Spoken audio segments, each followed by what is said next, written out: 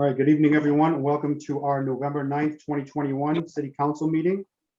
In the interest of government transparency with regards to deliberations and decisions made by the City Council and according to open meeting law, since this meeting was posted as a Zoom meeting, this meeting will be recorded by audio and video and will be conducted by remote participation. Additionally, all votes taken by the City Council during this and future remote meetings will be by roll call vote. If you are calling in on a phone, you can press *9 to request to speak.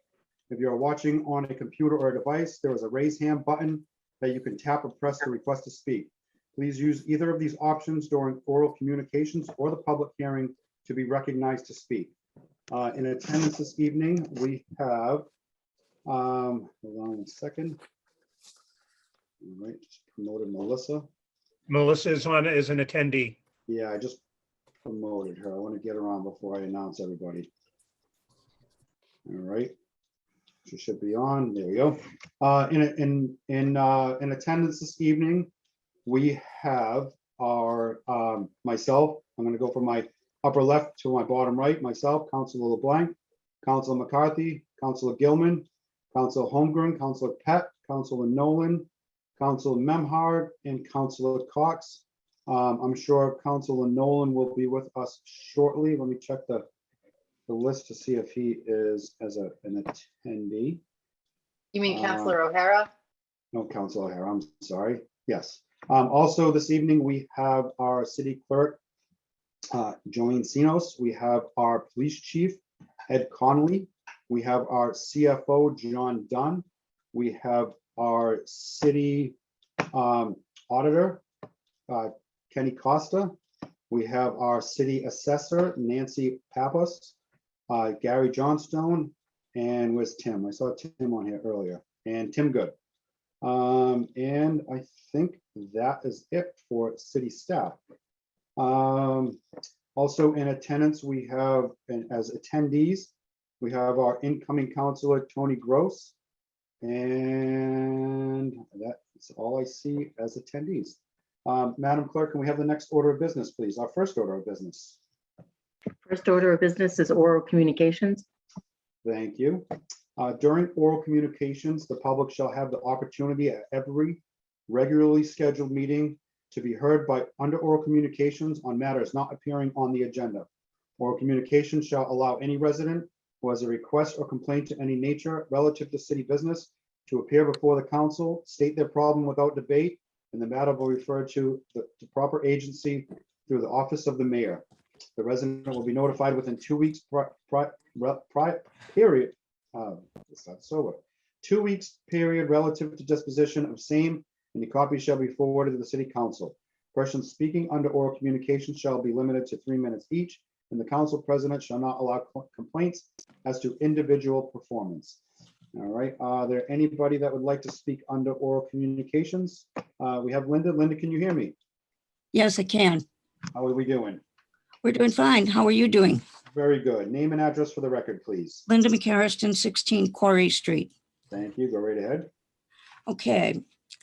Since attendees are not allowed to speak at P&D meetings where I believe this proposal is now, I will speak tonight. As for you, the proposal is still only on the horizon. It's the proposal for changes to the zoning ordinance regarding height and dimensionality. It is ostensibly about providing locals with moderately priced living situations, but in fact, it is a developer's dream. We all know that population projection for the future tells of an aging and decreasing population. Building ocean view McMansions on stilts in otherwise unbuildable land will create a class barrier and a physical barrier around this island that will stand between existing neighborhoods and the ocean. It will eradicate one of the most unique protections afforded to citizens of Gloucester by our zoning ordinance, which is the right to a view over the by right height of 30 feet. This new proposal cannot happen without overshadowing and taking away from existing homeowners existing air, light, and protected views. The need for lower priced but not subsidized housing can and should be met within our existing zoning ordinances. The face of Gloucester will be changed forever and for the worst worse if this is passed. I believe there are inadequate reasons for this included in the document. Simply referring to the housing plan is, to me, inadequate to justify such massive changes to everyone presently living and owning a home in the city. I appreciate how much the planning board, how much work they've done, how much they've paid for experts. And I realize there are a lot of pressures to do this, but before it gets going, I wanted to say my quick look at it. I think it's a developer's dream and not much else. Thank you. Thank you, Linda. All right. Do we have anybody else that would like to speak under oral communications? If you are calling in, you can press *9. If you are watching on a device or your choice of device that you're watching on, you can press the raise hand button. Patty, can you hear me? Yes, hello. How are you? Name and address for the record, please. Patty Amaral, 14 Myrtle Square. Thank you. Go ahead. So I've gone to Burnham's Field a couple times and documented pictures about what's going on there in the playground area. And it seems that I went back again and nothing has been done. And if anyone has seen something done in the last few days, then thank you for getting it done. But if not, we have a real big problem at some of our playgrounds, Burnham's Field being one of them. The handicap chair doesn't have a strap to even be able to hold the person in. The sign's broken and it sticks out to the right to a kid's eye. The mats are so bad that the kids can fall into them because they're so bad. I said about the sign, the gate to the little kids area is broken. I mean, I really think, and we've talked about this, and I'm sure you've probably seen it on Facebook, that a Park and Recreation Commission really needs to be thought about in our city. And I know a lot of you guys are leaving, but hopefully the people who are staying on the council can get this done. It's very important. This is unsafe for all our children. And so thank you very much. Thank you, Patty. Melissa has her hand up, but I'm sure you coming tonight and bringing our attention to this, you'll get a quicker response. But Councilor Cox? Thank you, Councilor.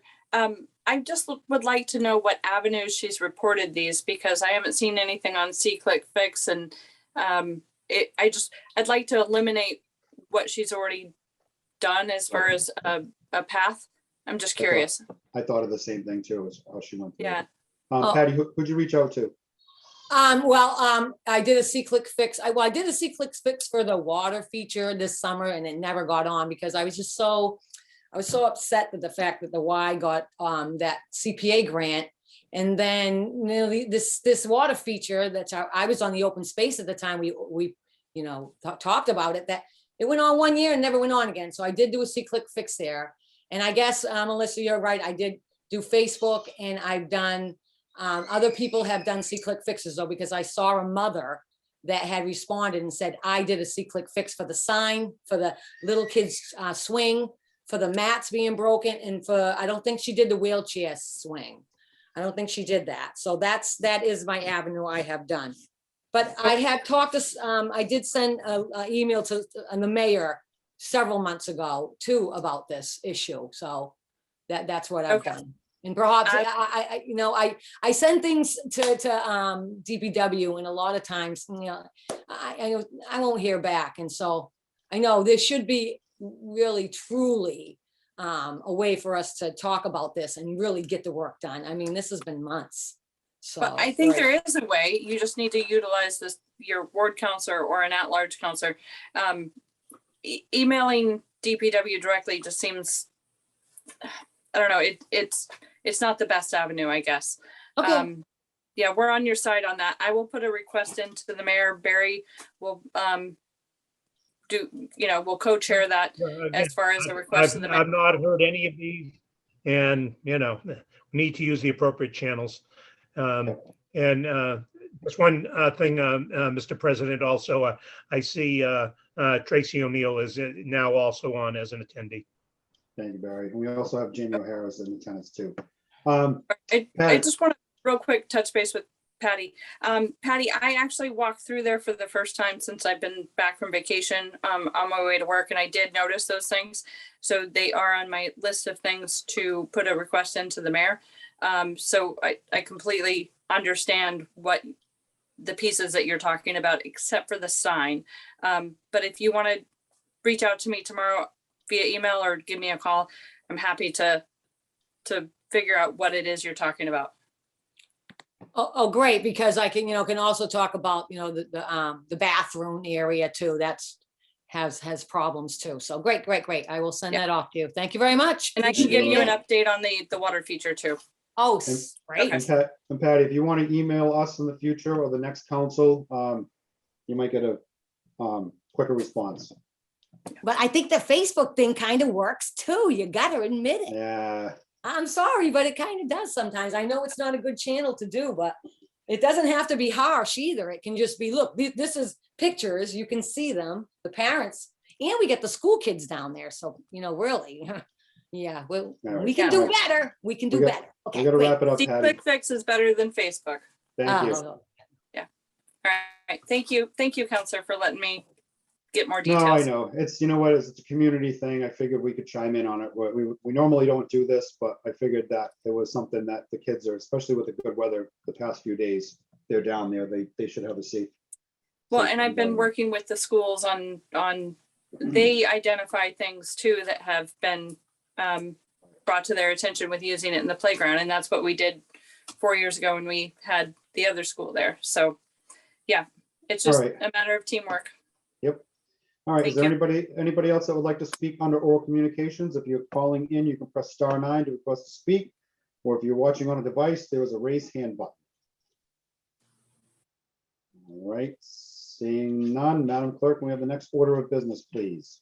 Next order of business is the confirmation of new appointments. All right, let's see if we have Eric here. I'm going to bring Eric in just in case he'd like to say something or if there's any council questions. And I will hand it over to our Ordinance Administration Chair, Councilor Sean Nolan. Thank you, Councilor LeBlanc. The Ordinance Administration Committee voted by roll call 3 in favor, 0 opposed to recommend the City Council appoint Eric Kaplan, fulfill an unexpired term to the Board of Health, term to expire 2/14/24, and I so move. Second. All right. We have a motion from Council Lanola, a second from Council O'Hara for the appointment of Dr. Eric Kaplan. Eric, would you like to say a couple words before we appoint you? It's totally up to you. I think some of you know me, but I'll just, for those that don't, I am a physician, but I retired 4 years ago. And so I don't push it. People can call me doctor. As a pediatrician, the children call me lots of things. They usually didn't call me doctor. So it's okay if you want to call me doctor, but you can also call me Eric. I was a pediatrician for 40 years in Westford and Lowell. And I was the managing partner of my group, which was 9 physicians, 4 nurse practitioners, and 50 employees. And I loved what I did. I retired because of the insurance companies and because of the electronic medical record, which was become increasingly difficult. And I have been coming to Gloucester for 45 years. And we used to stay with my children at the Williams Guest House at Good Harbor Beach.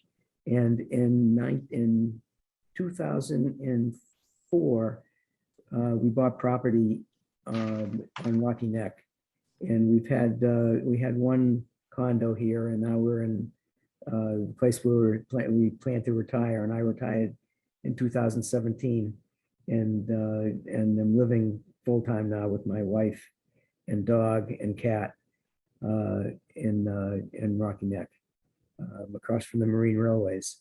And I just wanted to say I would be honored to serve on the Board of Health and serve the citizens of Gloucester. I was on the Board of Health in Chelmsford for 5 years, and I was the town and school physician for 30 years in Chelmsford. So I've had some experience in doing it, and I love doing all that stuff. So I really look forward to doing it for Gloucester. We appreciate your volunteering. And you got a great board to be working with also. Any questions for Dr. Kaplan before we move forward with the vote? All right, seeing none. Melissa has stepped away. Councilor Cox, roll call. Councilor Cox, Yes. Councilor Gilman, Yes. Councilor Holmgren, Yes. Councilor LeBlanc, yes. Councilor Nolan. Oh, I'm sorry, Councilor, I'm ahead of myself here. Councilor McCarthy, Yes. Councilor Memhard, Yes, and welcome to our Board of Health. They need your help very much. Councilor Thank you. Nolan, Yes, thank you, Dr. Eric Kaplan. Councilor O'Hara, Yes. and Councilor Pett. Yes, and thank you for volunteering, Eric. Welcome. And motion Thank you. passes on a roll call vote of 9 in favor, 0 opposed. Eric, if you need any help with guidance, feel free to reach out to either this council or the mayor's office, and we'll make sure you get a smooth transition. You've already said you've been to a couple of meetings, but if you have any questions, feel free to reach out to any one of us. Thank you. Appreciate it. Thank you, sir. Have a good evening. All right, Madam Clerk, next order of business, please. Next order of business is the consent agenda. All right, are there any councils that would like to remove any items from the consent agenda? Councilor Nolan, I move to pull the ordinance administration meeting minutes of November 1st, 2021. all right, anybody else? All right, Councilor Nolan, do you have a narrative for this? The motion is to replace the motion to amend ordinance administration meeting minutes of November 1st on 2021 on page 1 by deleting members of the B and F committee and inserting members of O and A committee. It's more of a printed error. All right, so Councilor Nolan has removed the minutes from November 1st. I'll entertain a motion to accept the consent agenda as amended. Second. So moved. All right, it's been moved by Councilor Memhard and well, seconded by Councilor Nolan first, then moved by Councilor Memhard. Any other discussion? Seeing none, I'll call for the roll. Councilor Cox, Yes. Councilor Gilman, Yes. Councilor Holmgren, Yes. Councilor LeBlanc, yes. Councilor McCarthy, Yes. Councilor Memhard, Yes. Councilor Nolan, Yes. Councilor O'Hara, Yes. and Councilor Peck. Yes. Motion passes to accept the consent agenda as amended on a roll call vote of 9 in favor, 0 opposed. We do have a unanimous consent calendar. Would anybody like to remove anything from the unanimous consent calendar? All right, seeing So none. moved. There we go. We have a second. Second. Second. All right, moved by Councilor Cox, seconded by Councilor Memhard and Nolan. Councilor, for the roll call, Councilor Cox, Yes. Councilor Gilman, Yes. Councilor Holmgren, Yes. Councilor LeBlanc, yes. Councilor McCarthy, Yes. Councilor Memhard, Yes. Councilor Nolan, Yes. Councilor O'Hara, Yes. and Councilor Peck. Yes. Motion passes to accept the unanimous consent calendar on a roll call vote, 9 in favor, 0 opposed. Madam Clerk, next order of business, please. Next order of business is the Budget and Finance Standing Committee report of November 4th. All right, Budget and Finance Chair, Councilor Melissa Cox. Hello, everybody. I have a consent agenda before you. If there are any questions or desire to pull anything, speak no or forever hold your peace. Seeing none, I move the consent agenda. Seconded. All right, consent agendas, BNF consent agenda has been moved by Councilor Cox, seconded by Councilor Memhard. Councilor Cox, any discussion? I'm just accepting some lovely grants for the fire department. Sorry, police department. and then 2 motions for private donations. So Awesome. it was a good night. Yeah, awesome. And seeing we have a motion and a second, I will offer the roll. Counselor Cox, Yes. Counselor Gilman, Yes. Counselor Holmgren, Yes. Counselor LeBlanc, yes. Counselor McCarthy, Yes. Counselor Memard, Yes. Counselor Nolan, Yes. Counselor O'Hara, Yes. and Counselor Pat. Yes. Motion passes on a roll call vote of 9 in favor to accept the unanimous consent agenda for budget and finance. Before we move on, we had a scheduled budget and finance meeting earlier today that has been canceled by the chair, Counselor Cox. So there is no meeting and there are no minutes for a scheduled meeting this earlier today, just so everybody knows that they're going to be looking for minutes or what happened at that meeting has been canceled. Madam Clerk, can we have the next order of business, please? The Ordinance Administration Standing Committee report of November 1st. All right, I will hand it over to our chair, Councilor Nolan. There's no items under this heading tonight. Thank you. Thank you. Madam Clerk, next order of business. Planning and Development Standing Committee report of November 3rd. All right, Councilor Gilman. No items under this heading. Thank you. Thank you. All right, and Madam Clerk, next order of business, please. Is public hearing 2021-027 loan order 2021-003 loan authorization request in the amount of $410,000 for the purchase of a new Harbor Master Patrol boat. Thank you, Madam Clerk.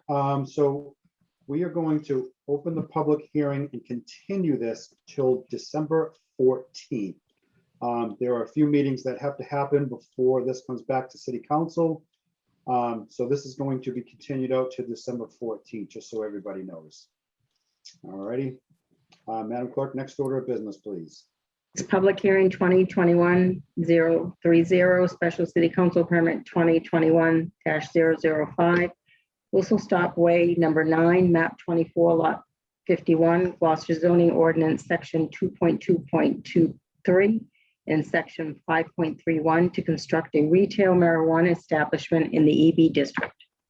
Thank you, Madam Clerk. I will open the public hearing and ask if there is anybody that would like to speak in favor of this. Once again, before we start, I'm going to set up a little bit of rules here. The proponent will get 15 minutes if needed.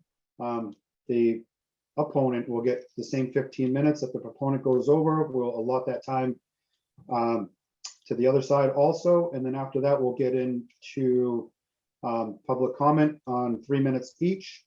And with that being said, is there anybody that would like to speak in favor of this retail shop this evening? All right. We have Wally Schwartz. Wally, can you hear me? Yes, can you hear me? Yes, sir. Can we have your name and address for the record? Wallace Schwartz, 403 Haynes Road, Mount Kisco, New York. All right, and will you be the presenter for this? Are you?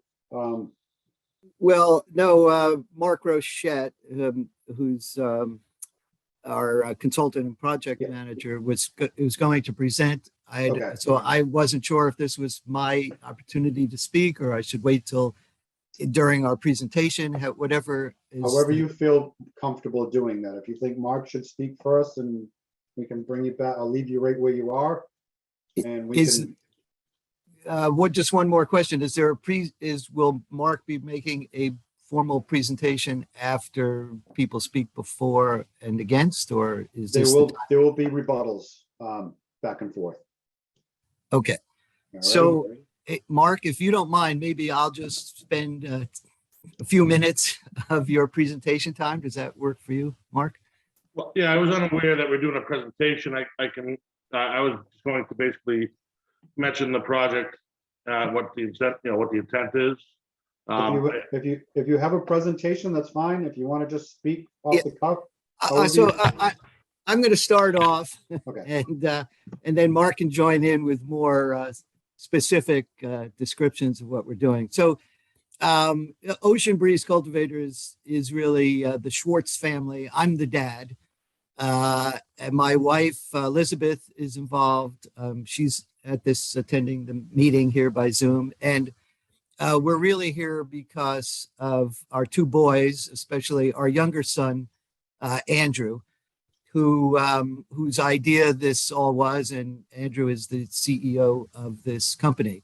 Andrew, and the reason we're all here is because Andrew had the great fortune of attending college right down the road in Beverly, Massachusetts. And he spent his summers here while he was at Endicott here in Gloucester, working during the summers and living in Gloucester, and decided that Gloucester was the place for him to move to and live after graduation.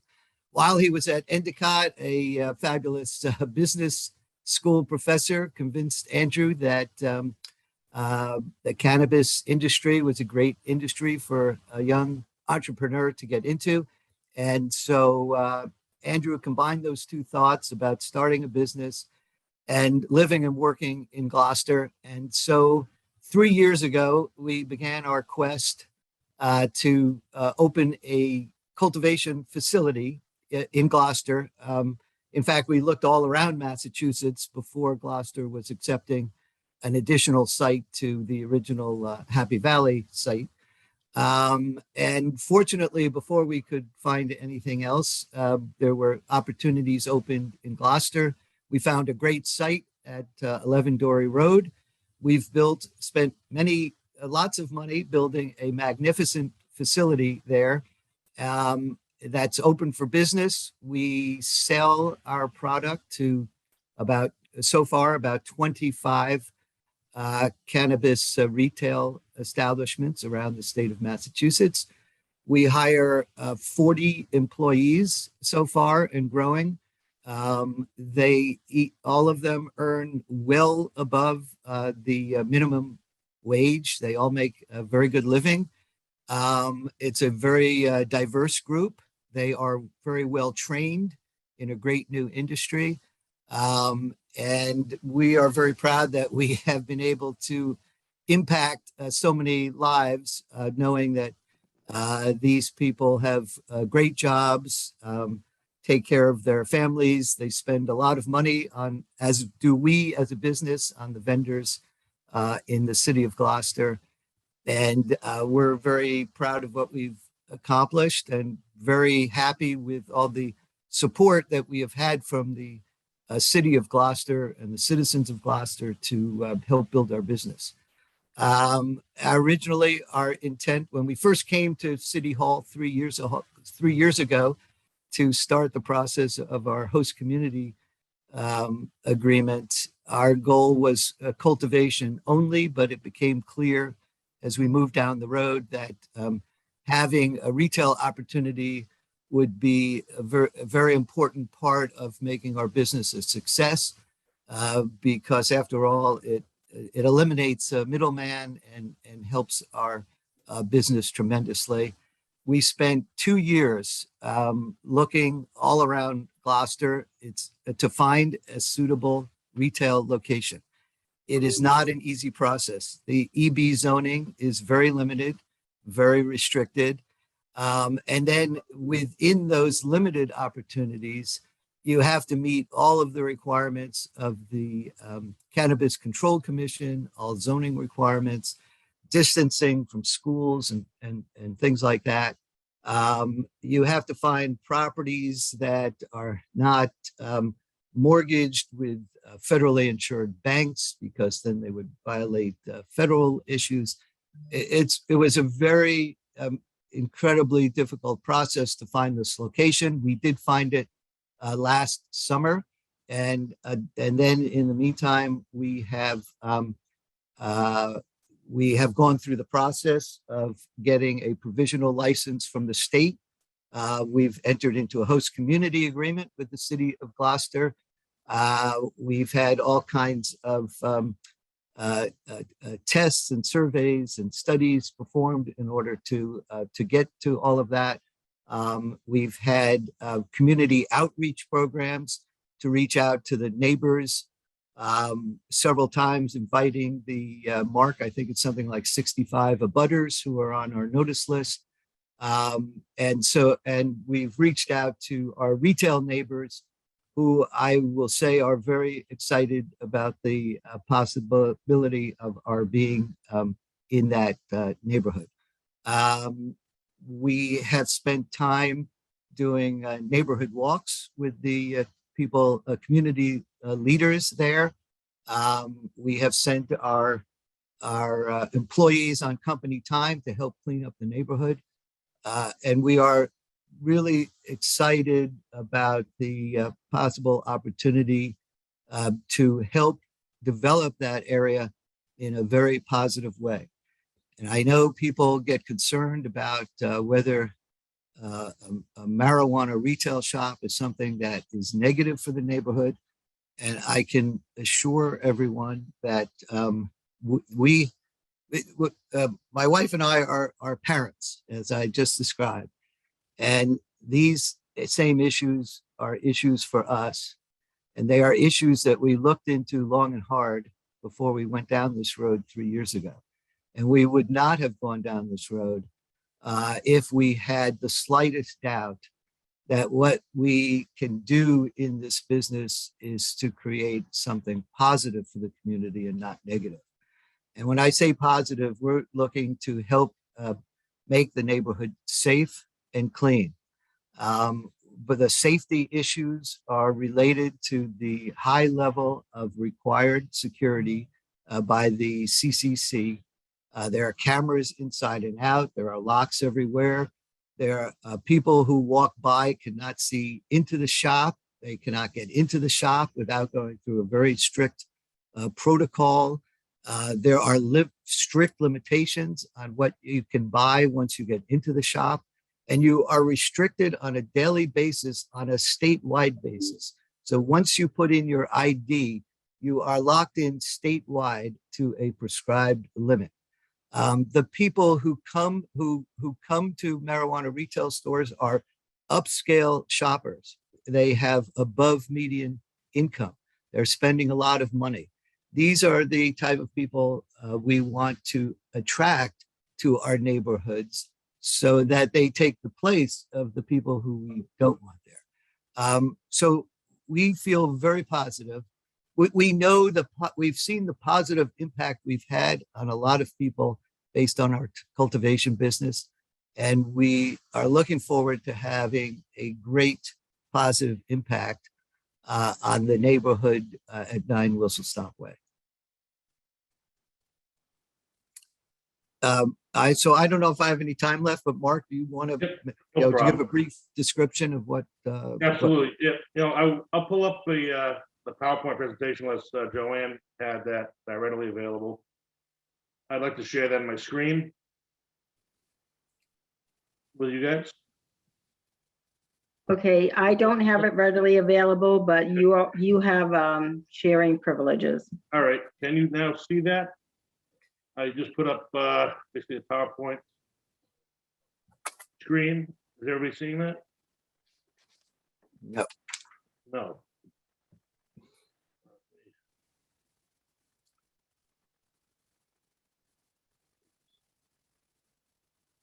How about now? Yes. All right. All right. So we have, while we did a great intro, thank you very much, sir. We have the adult use recreational marijuana dispensary proposed at 9 Whistle Stop Way, Gloucester, Mass. Right now, currently, it's a vacant space. There's an automotive cap store on one side of the building, and there's a Dollar General on the other side. This is right in between. And it would be a great addition, we feel, to that area, considering that it's not very busy, it seems. We've done counts of children between 2 and 3:30 p.m. on a weekday, counted very, very few. I believe it was like 6 or 9 total walking through.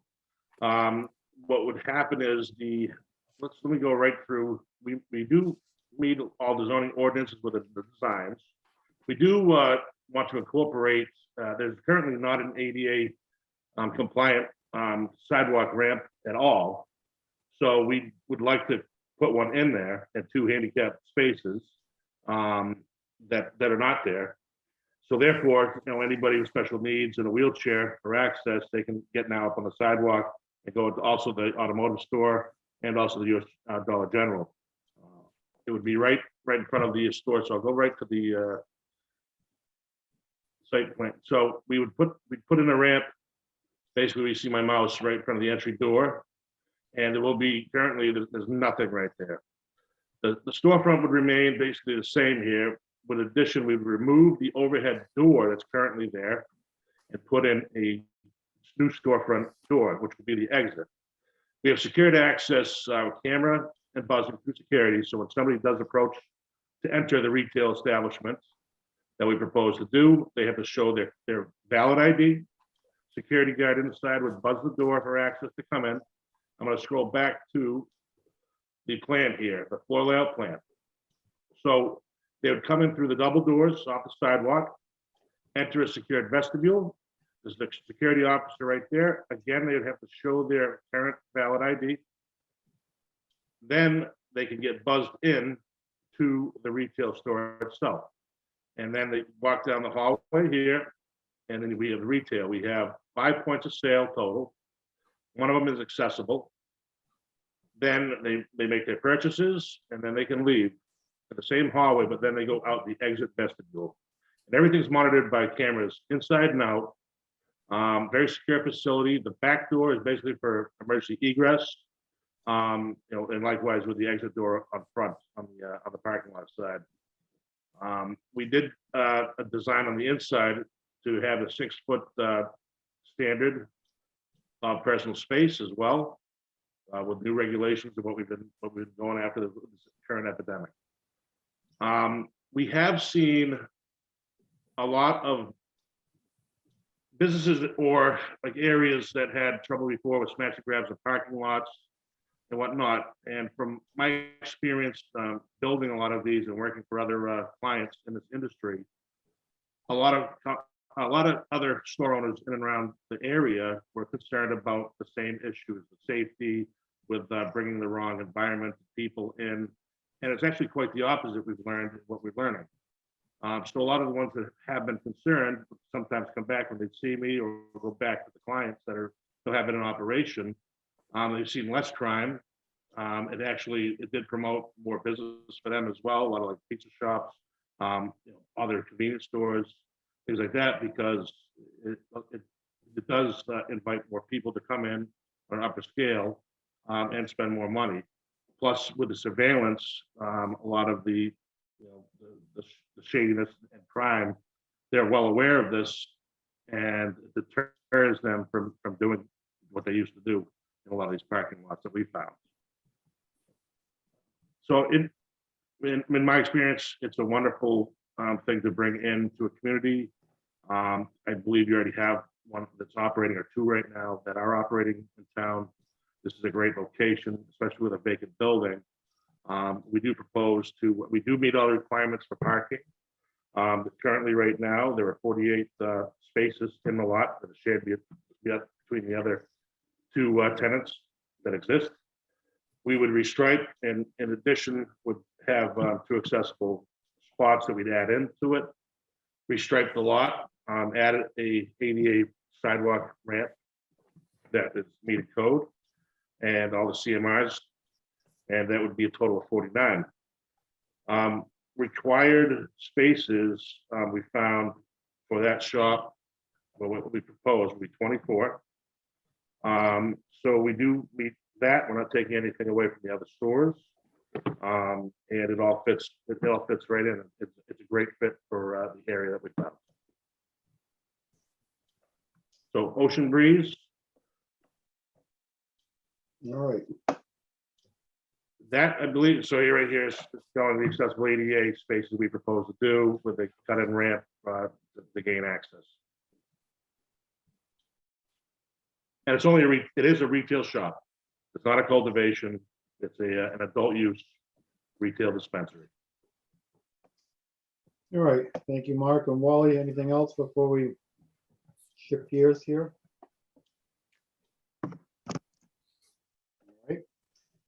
Right on time.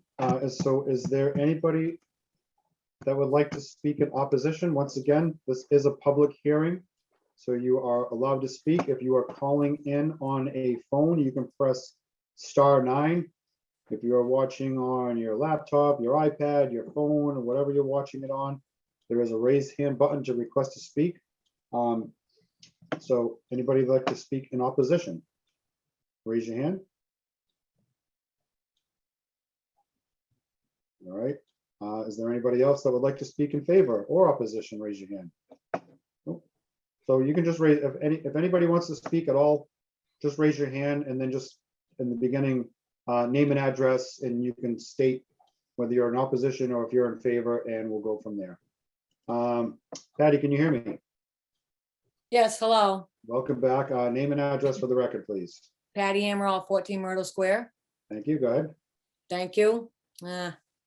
All right. Well, I wanted to ask John McCarthy what he thought of that, but I don't know if that's proper to do. Is it? No, not right Okay. now. Okay. We So I don't know if anybody walked around the neighborhood besides just going in that front door, or knows this neighborhood, or hangs out, or frequents it, or anything like that. But our neighborhood needs help. And we've needed help for a long time. The fence area that's smashed in constantly was in the original wetland ordinance issues when Jay McNiff owned it. So there's just so much stuff in this neighborhood that just really needs help. And we need more police presence. We need less drugs and alcohol. We have package stores. And now we'll have a pot shop. So we'll have two different things that people can do in the wetlands, because we have a wetland there that I've been picking it up for 20 years now myself. And there's people been sleeping in there, broken down tents, all kinds of things. And I'm not saying this marijuana shop is going to do any of that stuff, but I'm just saying someone has to look at our neighborhood, just like the playgrounds. I mean, we need less trash. My goodness. I don't know how many people have taken pictures about in that area, but the trash, the dumpsters overflowing, the barrels at the car wash has no covers. It's constant. The seagulls come in. So the place is just a mess. So their volunteers are going to be doing a lot of work. There's a lot of work there. We need our wetland ordinance enforced. People are filling it in and we're not doing anything about it. We need action. And our neighborhood has been forgotten. And I think it's grand that people want to come and open their business there. But I think we need to look at the big picture of what's going on in our neighborhood. You know, years ago, there was a person murdered over in where the boats were. And it was my friend's brother. And so there's just a lot of stuff that goes on in this neighborhood, and especially after dark, even in the day. So we would like to work with everybody, and, you know, perhaps we can, you know, bring light to what's happening in our neighborhood. I hope something positive can happen to this. And I hope this will better our neighborhood. I guess that's all I can say, because I can't ask John, but I would have liked to have had, did the police chief talk about this at all? Did they give endorsements? How does that work? I don't know, but thank you very much. You know, please help us. I mean, take a walk over there, spend some time there. After this meeting, everyone go there and hang, you know, just see what's going on, because it's just a really harsh place. And to put this there, I hope it doesn't make it worse. I really do, because I have to live here. Okay, so thank you. Thank you, Patty. And we do have our current police chief, Ed Conley's on the call with us, who probably will be speaking later on. And unfortunately, Council McCarthy will not be speaking at this point on this, because he will be voting on this matter shortly. Okay, thank you. All right, thank you, Patty. Never try, never win. Always a pleasure to have you. You know that. Oh, yeah. If I may speak in response to some of her concerns, and I did meet her at one of the abutter meetings on site. Mark, just hold on one second. We'll get through this, but the public part of it, and then you'll be able to answer the questions. Just you want to just jot it down what she asked, or what's on your brain at this moment. Is there anybody else that would like to speak in favor or in opposition? Please raise your hand. All right. We have our counselor-elect, Tracy O'Neill. Tracy, can you hear me? I can hear you. Can you hear me? Yes, we can. Name and address for the record, please. Tracy O'Neill, 12 Friend Street. Go ahead. I'm not quite sure that this is the right location for that shop. I did go to the site meeting and the plans seem very nice, but there is a lot of activity in those woods, so I would hate to increase that and encourage that. I know the gentleman who spoke said, they counted people and there were like 6 to 9 people walking, if I understood that correctly. I don't know. There's a housing development across the street, not far. And there's lots of children playing there. And the school isn't going to be far away. I believe it's far enough away legally, but I'm not sure it's far enough away for my liking. I think it's a troubled neighborhood, and I just don't want to see any increase in crime. So I'm just not sure that that's the right place. I'm not against a retail marijuana shop at all. I'm just not convinced that's the right spot for it. It's a residential neighborhood, and I'm just not convinced. Thank you. Thank you, Tracy. All right. We have Mary. Mary, can you hear me? Yes, I can hear you. Can you hear me? Yes, we can. Name and address for the record, please. Mary Cook, and we have a retail store, C-store at 48 Maplewood Ave. Go ahead. Thank you. My concern about this positioning, this location, is that the location has had many, many problems with drugs already. And not that I have any problem with marijuana retail stores, because I do not. But this location has had so many problems and continues to have problems in an ongoing way, that to have a marijuana shop move in there, I can't see how it's going to help the situation anyway. And I can't see how it's going to be an addition to the neighborhood that will help the neighborhood. The kids, we're down there a lot, and the kids, there are constantly kids running back and forth between that place, constant. And any of the stores there will tell you that they're part of the pathway that goes in between the main streets. There's been the drug problem that's been down there has, again, needs to be looked at and really and regarded as a very serious problem for this neighborhood.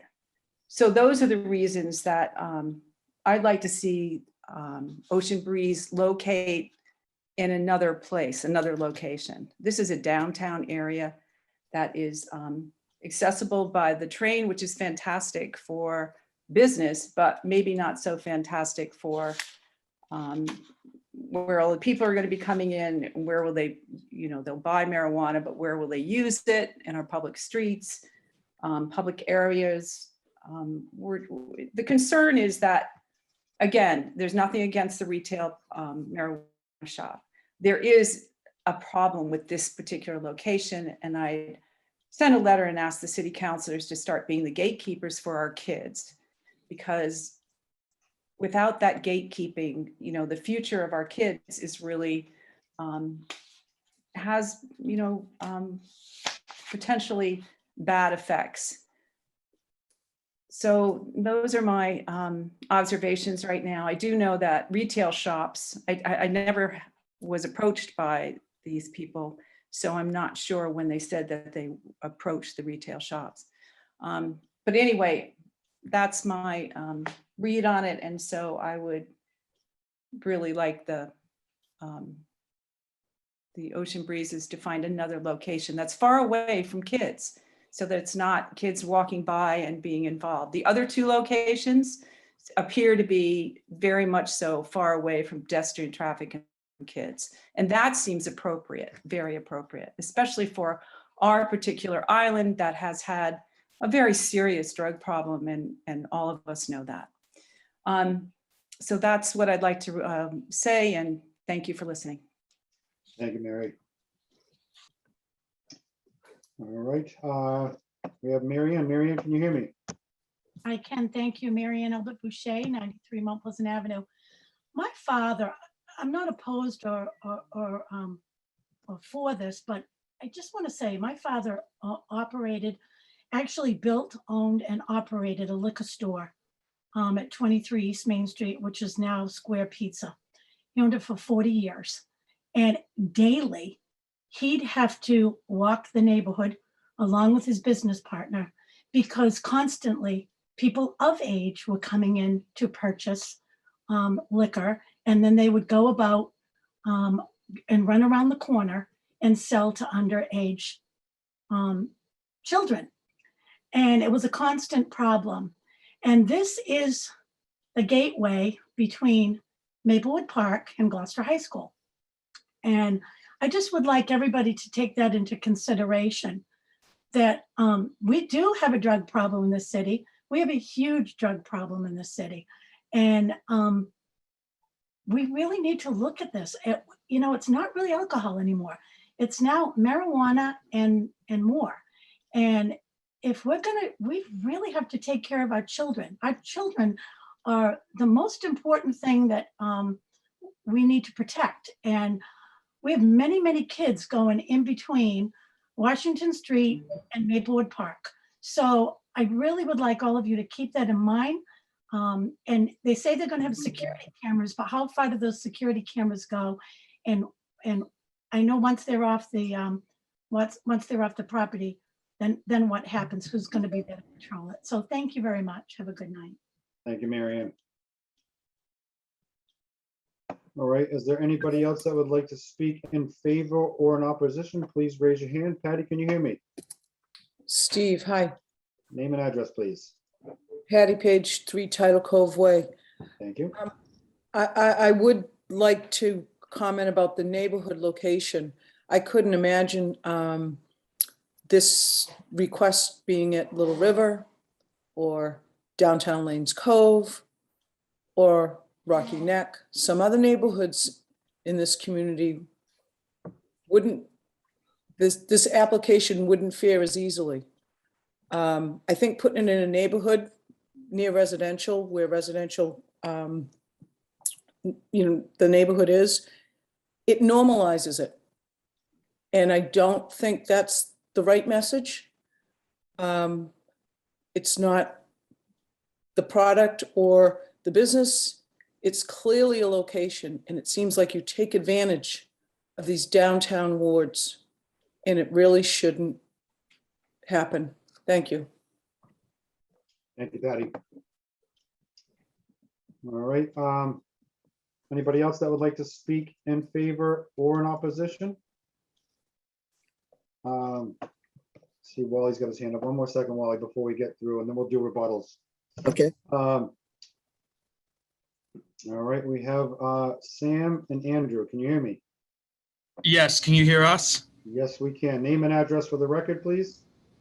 Sam Schwartz, 445 Artisan Way, Somerville, and Andrew Schwartz, 34 Winthrop Ave in Gloucester. All right, go ahead. I'm Sam Schwartz. I'm the Director of Security for Ocean Breeze Cultivators. And my brother Andrew is the CEO. We're actually up here at the facility right now.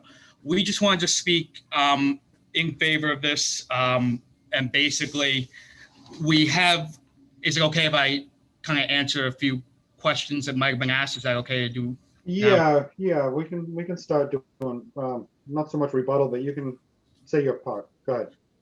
So, as you know, we're trying to get this location down here, and we have reached out to the surrounding stores such as Dollar General, the Doyens, and Mac Jim and such, and they've been very receptive to us. As far as the security cameras go, I have a law enforcement background from being a police officer in New Orleans. Cameras are only a plus, and I think what we can bring down there, which wasn't down there before, is more secure, and just being able to have those cameras in place is going to help the community with all these problems that were discussed in this prior. And I just wanted to also say my piece on that. All right, thank you, folks. Is there anybody else that would like to speak in favor or in opposition? Please raise your hand. There's a raise hand button if you're watching, and there is a *9 if you are listening on a telephone. All right, I'm gonna hand it over to rebuttal. Mark or Wally, whoever wants to go first. Yeah, so this is Wally. So we've talked, first of all, let me say, I agree with totally agree with all of the concerns that Patty and Tracy and Marianne and Patty raised. We have spent time with Patty Amaral because when we had our community outreach meeting, Patty invited us to tour the neighborhood, which we did. We totally understand that whole problem with the wetlands area. We understand the problems with the garbage and safety. We want to work with Patty and the other neighbors there to make that neighborhood better and safer. There's not going to be drug deals in our parking lot. The cameras cover an area of 75 feet outside. They are constantly monitored. We have access to call the police immediately. We would be happy to have security stay on after hours to continue. If your problems are mostly, late at night, after we've all gone home, we're willing to work with the police to share our camera footage. And the cameras are a great deterrence to people doing bad things in the neighborhood. So we would have, we're required to have all these locks and cameras, and we would be very happy to be sharing them with the community and the police. We're also paying an impact fee, which we're required to pay, which is part of our agreement with our host community agreement that we made with the city of Gloucester. And you will be able to use those funds to either increase police or increase garbage collection or however you wish to use them. But hopefully the fees and amounts of money that would be generated by this, again, would help to raise that neighborhood. I know people say, several people have said we'd rather have it someplace else, or the city always mistreats this neighborhood and puts they wouldn't put these things in other neighborhoods, or why don't we just stay in our industrial area? Our view of this is that this neighborhood deserves to have this opportunity to create jobs, to bring in upscale shoppers, to have more security. This neighborhood deserves to have this. It shouldn't be shunted off to other neighborhoods. The guys in the industrial park are already collecting big rents and having a great time. This neighborhood deserves these opportunities as well. The most important thing that was expressed here was protecting the kids. And as I said right at the beginning, my wife and I have no greater concerns in life than protecting our kids. This is a product. This is a product that the people of the city of Gloucester voted to have available in the city. The people in the state of Massachusetts voted to have available. What we are doing is making sure that it's a product that's available, that it's the safest product available, and that it's available in the safest way possible. Our product is grown under circumstances that are very strictly regulated. And the state actually, it's hard to believe, but they literally track from seed to sale. They track everything we do. Every batch is tested, goes to a lab and it's tested before it goes on the street. If the community is going to deal with this product, which the community has voted to do, this is absolutely the safest and most secure way to do it. And we will always make sure, it will be our foremost issue to make sure that that area, there's, I know Marianne talked about her dad checking the neighborhood. Well, we will be constantly monitoring the neighborhood. We follow people, they take their packages and get in their car. We make sure they don't open a package in the car. They don't open a package in the parking lot. There will be nothing going on with our product in that area. Can I tell you what's going to happen in other areas or what they're going to do with the product afterwards? No, I can't tell you that no more than Marianne's dad could tell you about what they did with the alcohol later on in their own home or elsewhere, or a pharmacist could tell you what happens when somebody takes their drugs from a pharmacy home. No, I can't. We can't make promises as to that, but we can promise you that that neighborhood will be a whole lot cleaner and safer than it is today if we have the opportunity to help clean and secure that neighborhood and work with police to make it a lot safer.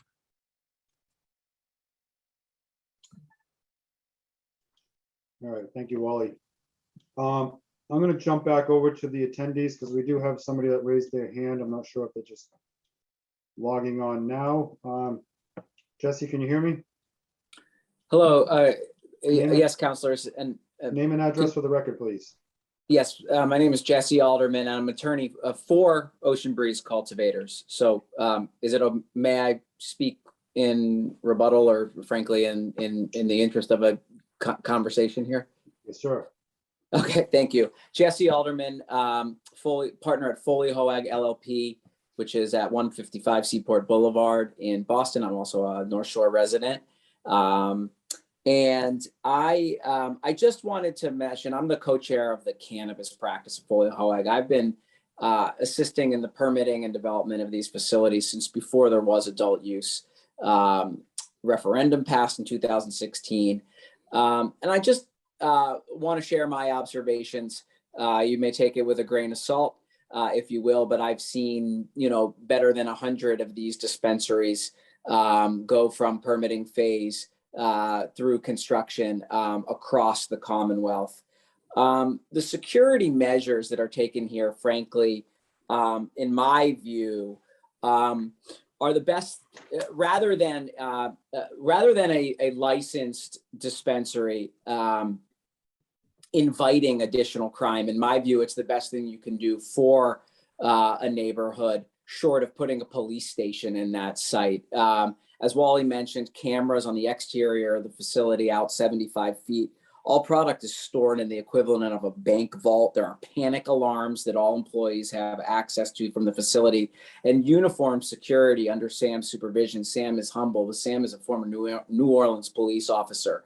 So he's seen some neighborhoods himself. Under Sam's supervision, that will be monitoring the entire premises. So the security measures, both technologically as well as the staff, don't stop at the door to the dispensary.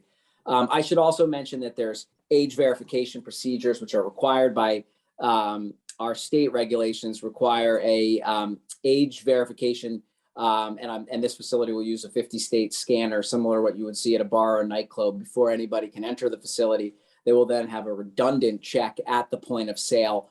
So simply put, minors will not access the facility. Windows are glazed. Signage is approved by the city, will now have no depiction of cannabis or joints or smoke or anything like that. It's frankly more discreet than the billboards that line 128 and the Pike and everywhere else.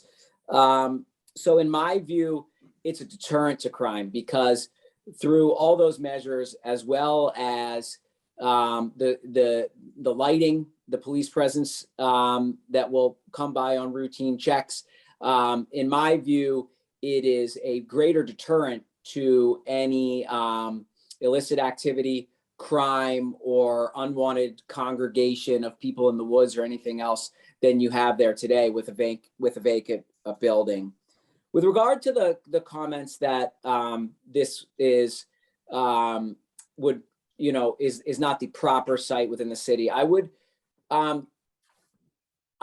say with all measure of respect that zoning in this city for cannabis retail establishments has been litigated, if you will, years ago, following the city voting in favor of the referendum. And it is a pretty narrow range of properties that the city has allowed.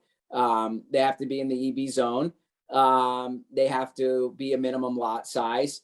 You know far better than I do. I am not expert on this, but I believe it's a few dozen properties that comply with the zoning measures, this being one of them. So I would respectfully say that this is one of the few locations that the city has asked potential operators to locate. And I think as well, I should mention that the safe, reliable access of this product for adults, I think, can have a positive effect on displacing both the illicit cannabis market, which does protect children. When cannabis is available legally for consenting adults, it moves away drug dealers, the illicit market, the black market, as some people call it. Because adults have an opportunity to get safe, tested, reliable products themselves. So I think you'll see fewer drug dealers, to the extent there are drug dealers dealing cannabis in the downtown area now. I think studies have borne this out. Anecdotal observation on my part and the Schwartz family's part and Mark's part has borne this out, that you will see less of that activity. It is also, clinically shown, there's a whole body of research. Cannabis is clinically shown to be a substitute for opioids for people dealing with opioid dependency disorder. So I do think listen, we all have differing views. This is still a relatively new industry in this, but for those that are opposed, I would ask for an open mind on some of the positive attributes that may be counterintuitive to the way many of us, including myself, thought about cannabis in years past. So thank you for indulging me. And I guess I will say the last thing is that if there's going to be a cannabis retail dispensary, a third cannabis retail dispensary in Gloucester, you can do no better for accountability purposes, but also for just the people you want to be in business with than the Schwartz family. This is not a multi-state conglomerate coming in here. This is not a fly-by-nighter with a slick presentation. This is a family that's already invested millions of dollars in the community. It truly is a family business. Wally is salt of the earth. Andrew is a Gloucester resident, has been for years, chose in his early 20s to live in Gloucester. So I think there's a lot of positives here, and I thank you for considering that viewpoint. All right, thank you, Jesse. All right, anybody else in favor, opposition, rebuttal? All right, seeing none. Madam Clerk, do we have any communications? We had one communication that came in this afternoon that I forwarded to the counselors, and she spoke tonight, Mary Work at 48 Mayport Ave. All right. Now the fun part, counselor questions. Counselor Cox. I have multiple, but I will restrict myself to one before we do another round, if that's Yeah, okay. why don't we do a couple at a time, so that way we'll be more efficient. So my first question is the age range of the clientele for the retail facility. And my second one is to Jesse. If you are familiar with the Cannabis Control Commission's zoning requirements, do they take into account neighborhood character like what we do with our special city council permit? I'm just curious if they go to the facility to look at it before they approve it. Are there site visits with the Cannabis Control Commission? what kind of decision did they make in order to approve their zoning? Because I mean, their approval of the facility, they're much more restricted than we are, so. Thank you. That's Councilor Cox. Those are very insightful questions. The first is that this is 21 plus establishment. So again, valid scanned photo identification confirming that an individual is over the age of 21.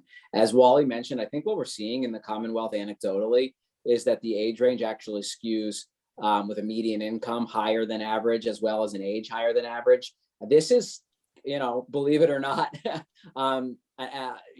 becoming for many adults like a glass of wine. Now, to the question about the CCC, and I would invite Mark Rochette to unmute and fill in any blanks that I missed. But the Cannabis Control Commission will come out at least once, usually twice, to do a full premises inspection. They have a checklist 25, 30 pages long, and they will be looking at all attributes of the store, from its camera coverage, from its access and egress, from blind spots, from the parking lot. They will both follow the letter of the regulations, which are 280 something pages long, as well as point out general security or operational concerns and ask you to fix them. It is an incredibly robust process. They will spend hours in that store before it is open to the public. Zoning is a municipal determination, and frankly, one I understand this is allowed not by right, but by special permit, but frankly, one that I think was considered by the city very carefully in determining the districts where the use is allowed by special permit, that being the retail use. Councilor White, just real quick, just for I just want to double check with Wally Schwartz as to what I know it's 21 plus, but I just want to hear from him as far as what their clientele age range is. Yeah, so our expectation, as Jesse alluded to, is it's a much more senior level. It's generally what's been happening around the state, as I noted, shows the demographics include people of higher income, and also elderly people who are looking for marijuana use to help with more of the health issues. And I understand there are many seniors in this neighborhood as well, and this would be something, something that's available to them. That we are an adult use shop, but it's the same products that somebody would find in a medical marijuana facility. And so we're expecting a much more senior crowd. A lot of articles have been written about how it's the baby boomers are using this. All the people who I went to college with 40 years ago and were using marijuana long before it was restricted and regulated. So a lot of baby boomers and senior living people who would be benefiting from this from a health perspective. Great. Thank you, Councilor. You're welcome, Melissa. Councilor questions. Would like to speak next. Councilor Holmgren, and then Councilor Pat. Go ahead, Jen. Thank you. A quick question. A constituent raised a concern to me about pricing. Wally, you've mentioned upscale customers quite a bit.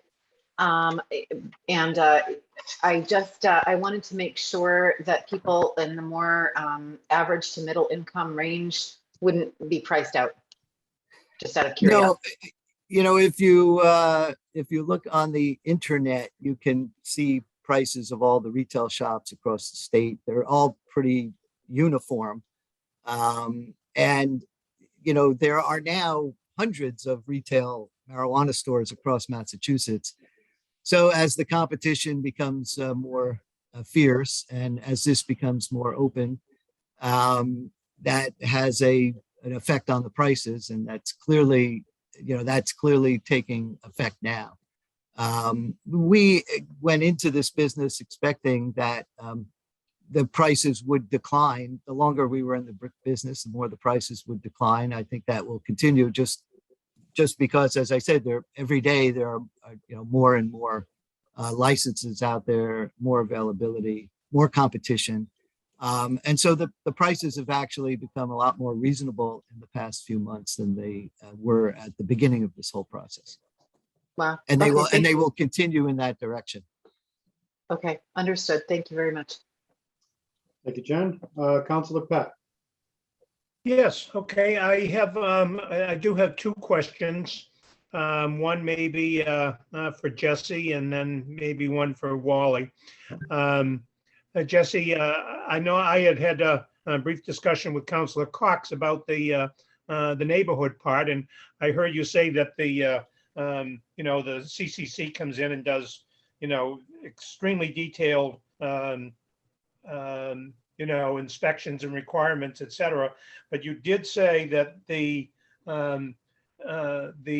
zoning requirements are left to the individual community within the Commonwealth, and that, in other words, like one of the things we're looking at is neighborhood character, and that is up to the individual community, not part of the CCC process. Is that correct?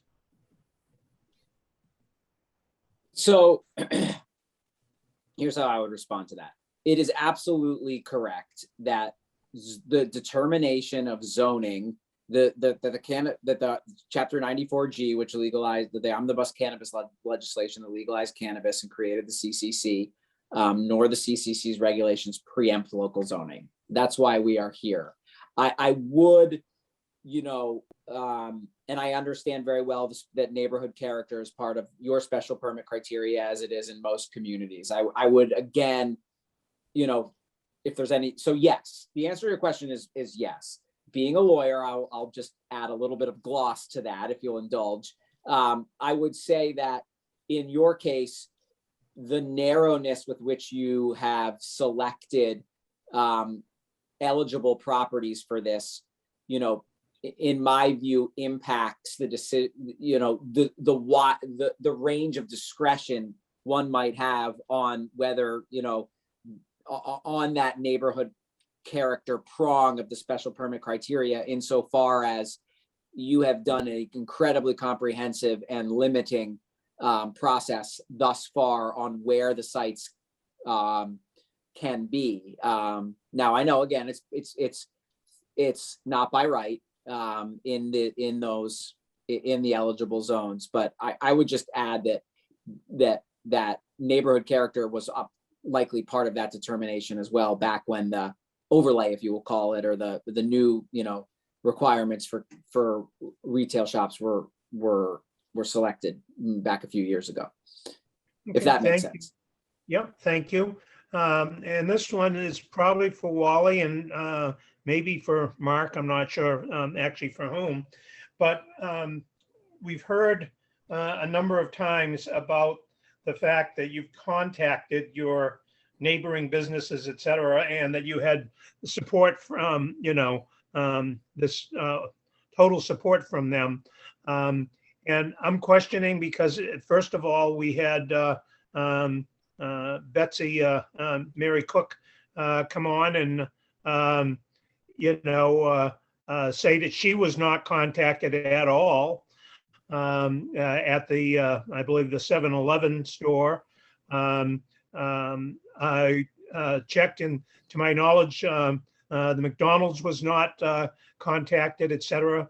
These are both places that have had some serious issues, I know, with drug overdoses, and I know that has no relationship to your store, et cetera, but it's part of the neighborhood that has an issue.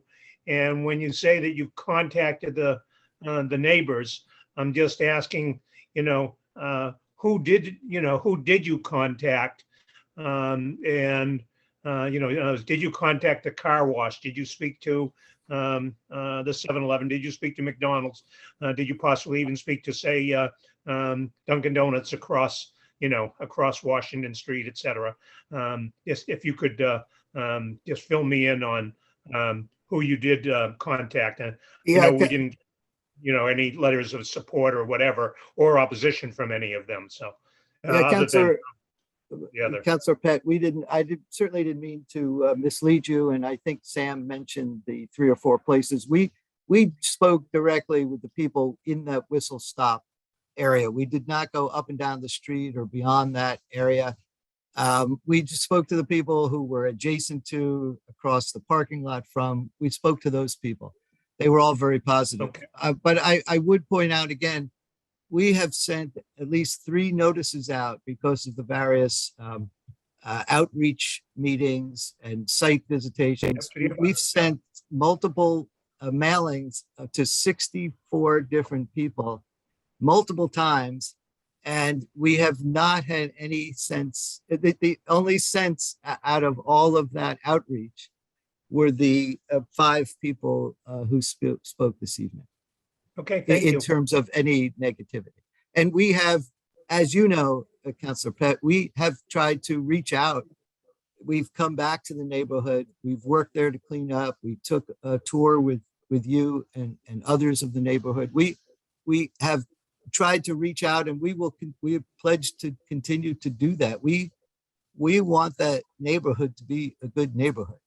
And, to your question before about the zoning and the CCC requirements, we had always assumed that this neighborhood was included. The EB zoning was definitely a very limited, specific list of properties in the city of Gloucester. And we assumed that this neighborhood was part of it just because of that the city was hoping that somebody would help uplift this area. And that's why we thought it was there, and that's what we're hoping to do. Thank you. Thank you, Barry. Before we continue, I'm going to bring back Sam and Andrew Schwartz for the questioning part, to answer any questions. Yeah, I'm sorry. Hold on, Sam. We're in counselor questions right now, so Okay. I just brought you back in to be part of the discussion if you need to answer anything. Yeah, I just want to follow up. Okay, go ahead. Andrew and myself actually went to the direct neighbors and spent a decent amount of time with the Dollar General staff and with CAP. And I just wanted to make a point that we were the ones who went down there and directly spoke to them. And that's all I had. Thank you very much. Thank you. I'll leave you guys on just in case there's any more questions that you feel fit to answer. Thank you. I saw Council Memhard and then Council McCarthy. Council Memhard, go ahead. Thank you very much, and thank you for the presentations here, and thank you for the very respectful and insightful questions that the neighbors have brought forward tonight as well. My one question really relates to the demographics of your anticipated market, and what percentage of that do you anticipate coming in on the train, and how is that market a factor in your siting here? Yeah, this is Wally. We didn't really expect a whole lot of traffic from the train. We were actually happier about the train as that people would see our sign and see and know and learn the name Ocean Breeze as they went by on the train, since it's right across from the train stop. But as I mentioned earlier, Councillor, there are now hundreds of these stores all around the state. And we deliver to, as I said, to 25 of them. And so, people in Boston can go to multiple corners in the streets of Boston. They don't have to get on a train to come up here. Salem has multiple places. There are several towns north of Gloucester that we sell to. So the North Shore is well populated with many marijuana facilities. So unless we have a truly amazing product, which, in some sense, I certainly hope we do, we don't expect a very high percentage are actually going to get on a train and travel from an area that likely already has a marijuana retail facility, to come to Gloucester. It would not be a big percentage. One just quick follow-up on that, please, Wally. We were told during the site visit that signage on the railroad side, the emergency exit side of the facility, was not intended, that the signage was going to be limited to the parking lot side. So perhaps that could be clarified. Yeah, I'm not sure. I apologize. I wasn't there for that visit, and I don't know who gave that answer or why. If we're limited by signage restrictions by the city, then obviously it won't be there. We would certainly love to have our name known around from visitors. It certainly helps for our business, both on the wholesale level as well as on the retail level. So if the zoning permits for signage on that side, I believe that the previous shopkeeper there did have signage on that side, on the railroad track side of the building. And we would just look to do the same thing, but we'll do whatever is permitted or not. Thank you. Thank you, Scott. Hold on, Melissa. Before we circle back around, I want to get everybody who hasn't spoke yet. Unless you have something. It's directly related to Councilor Memhard's question. Yeah. I didn't hear them say that they weren't going to put signage. I heard that they were not going to use that door. So I don't know, maybe it was that. I don't know. I obviously I didn't hear all of what happened on the inside of the second visit.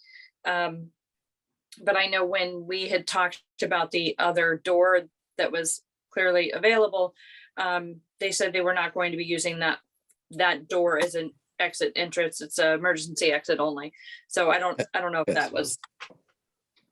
Well, that is correct. That door is just an emergency door. So maybe that was the answer. And sorry if it was the wrong impression, but but we would like to use signage if it's permitted. We, as I said, the same as the previous shopkeeper had, and our two neighbors there have. But that's whatever are the regulations, we will comply with. All right, Council McCarthy. Yes, Wally,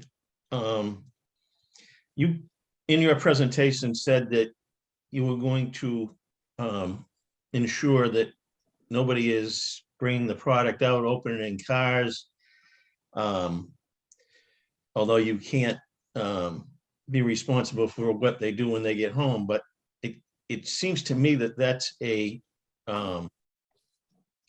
really something that I don't know how you'd accomplish that. How many security people are you proposing to have working at the store on any given shift? Well, I'm going to let Sam answer that in a second. But one thing I would say, the reason I said that, Counselor, so confidently is Sam, in addition to being a graduate of the Police Academy in New Orleans and having served as a police officer there, he was and having a master's degree in security. And I'm going to stop bragging about my kids in a second, but the reason I answered the way I did was Sam was also trained locally for his cannabis security job through one of our consultants, and he worked with security people at another facility in Brockton, Massachusetts. And the very first day he was there, they observed, they watched the cameras, outside of people getting into their cars, and they observed a woman starting to open her package. When she got in the car, a security guard immediately ran outside to the car, told her to put everything back in the package and to leave the parking lot. So the cameras do we know from our facility at 11 Dory Road, we know if you come and visit us, we're going to know 5 minutes before you get to the front door. We're going to know what car you drove in, whether you fixed your hair in your car before you got out and walked up to the door. The cameras really catch everything that happens in the parking lot. And so we would expect to have somebody watching and somebody making sure that that doesn't happen. And Sam? Counselor, just to go off of what you said, we're going to have 4, and there's going to be at least 2 on the inside and 2 in the parking lot, kind of making sure that doesn't happen. We've also been asked to make sure that people are parking in correct spots as well, and they're not parking in certain areas that aren't allowed. So with having that much staff on site there, including a supervisor who's always on duty, whether it be myself or my other supervisor here, it's going to be well managed. And the CCC has regulations that you are not allowed to open in the parking lot those products. So that is something we have to enforce due to the regulations. So at all times, we'll be making sure that that is not happening. Again, I can't tell you what happens around the corner, but in that immediate area, it will be heavily regulated with the staff that we have inside and the staff that we have outside.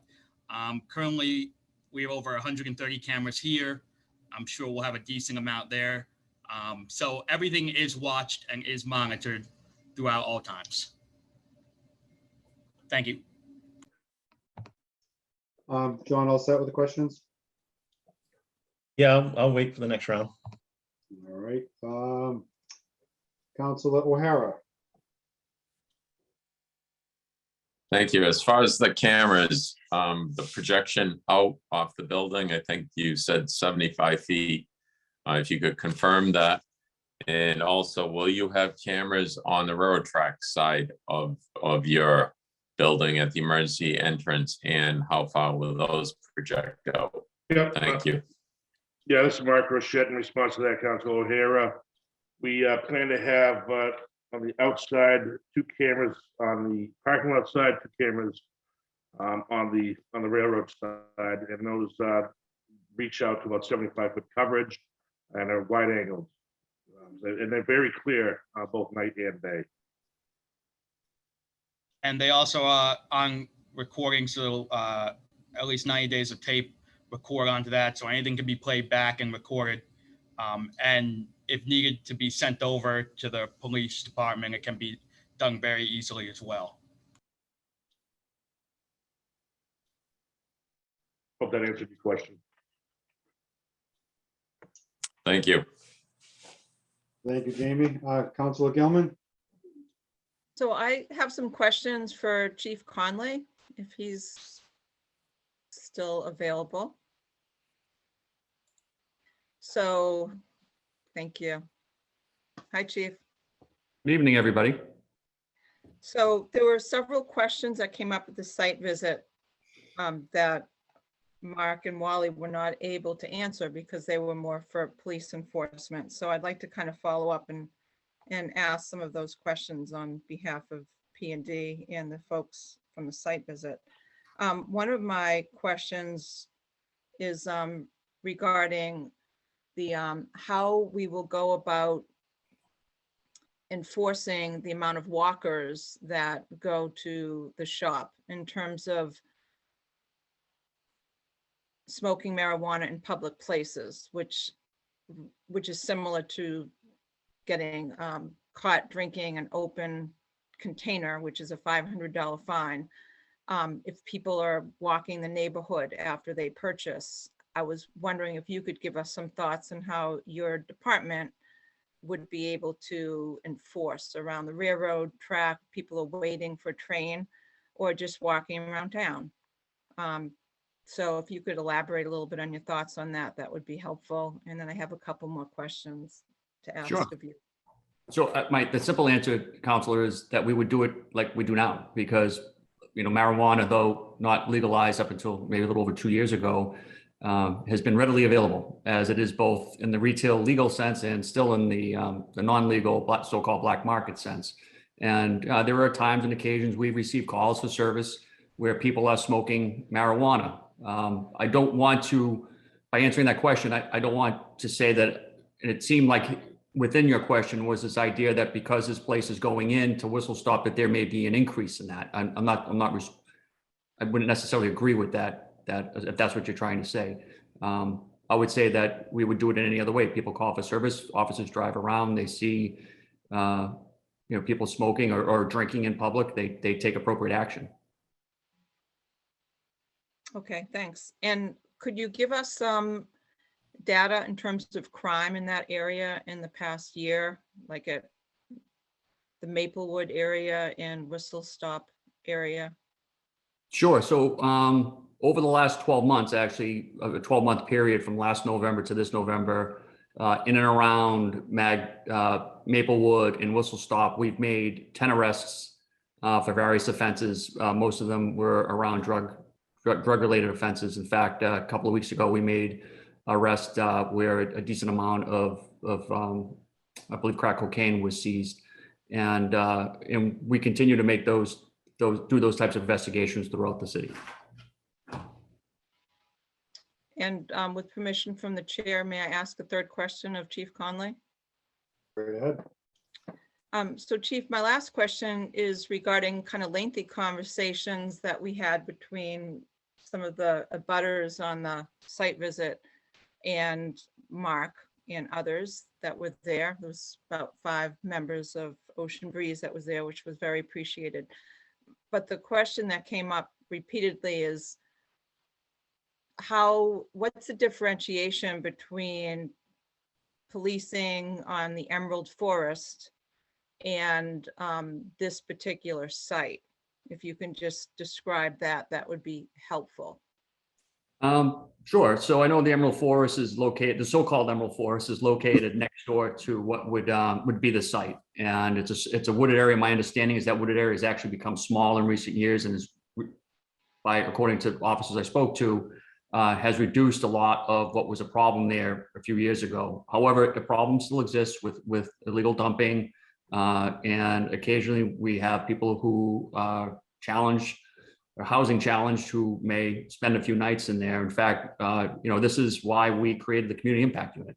This is, a way to engage people like that through that unit and, utilizing the resources of Tito Rodriguez when it comes to substance abuse. And now we have a mental health social worker who engages these people. We have the new bus that we go out there and we give out backpacks and we engage them and develop a rapport and try ultimately to find other places for them to receive help and housing. And I think we've been pretty impactful with that. In fact, I think it might have been about 2 weeks ago, the Community Impact Unit got some yellow trash bags from DPW and went out and cleaned up that area with some help. Great, thank you. Those are my questions. Appreciate you being here, Chief. Great. Thank you, Chief. All right. Any counselors that haven't spoken yet before we circle back? It's only me and Sean are the only 2 that haven't spoken yet. All right, so I don't see Sean raising his hand just yet, so I'm going to speak. I don't know who would like to answer this, but I think Mark spoke earlier about the log. When people come in and it's a statewide log, that they'll be entered in the computer if they had purchased something for the day. We had one of our constituents, Marianne Boucher, get on earlier and talked about buying back in the day where you'd sit out in front of the store. Now, is that log just a daily log? So hypothetically, if I was a buyer and I were to go in there today, this is a 2-part question. How much would I be able to purchase today? And would I be able to go back tomorrow and purchase just as much tomorrow as I did today? So I don't know who would like to answer that question. Sam, do you want to answer that? Sam? I would pass it to Jesse. The purchase limit per day can be set by the store, but the maximum amount would be 1 ounce. Okay, and then I could go back tomorrow and buy another ounce? Believe it or not, that's what the law says. Right. Yeah, but Counselor, just to be clear though, you wouldn't, once your card is in the machine and you bought your 1 ounce, you could travel to Salem and put your card in there and they will see that you've already had your 1 ounce. Correct. So what on a daily basis, that's your limit in the state of Massachusetts Per day. per day. Well, Correct. Right, all right. So just to kind of go back to what Mary Ann said earlier, an ounce of weed's quite a bit of weed for somebody to purchase daily. So, there will be, this, I'm not going to get into it, but anyway, that was my question. Well, Counselor, I'm so sorry for interjecting. No, go ahead. If the implication of the question, and I'm not sure if it's about, substance abuse or whether diversion to the illicit market, but if somebody were to buy an ounce from licensed dispensaries in Massachusetts right now and sell it and try to stockpile, large quantities and sell it, they would be the worst businessman or woman in America because the prices would never support that. The sad reality is that you could get the product for a lot cheaper still to this day in Massachusetts or anywhere else on the illicit market. Right.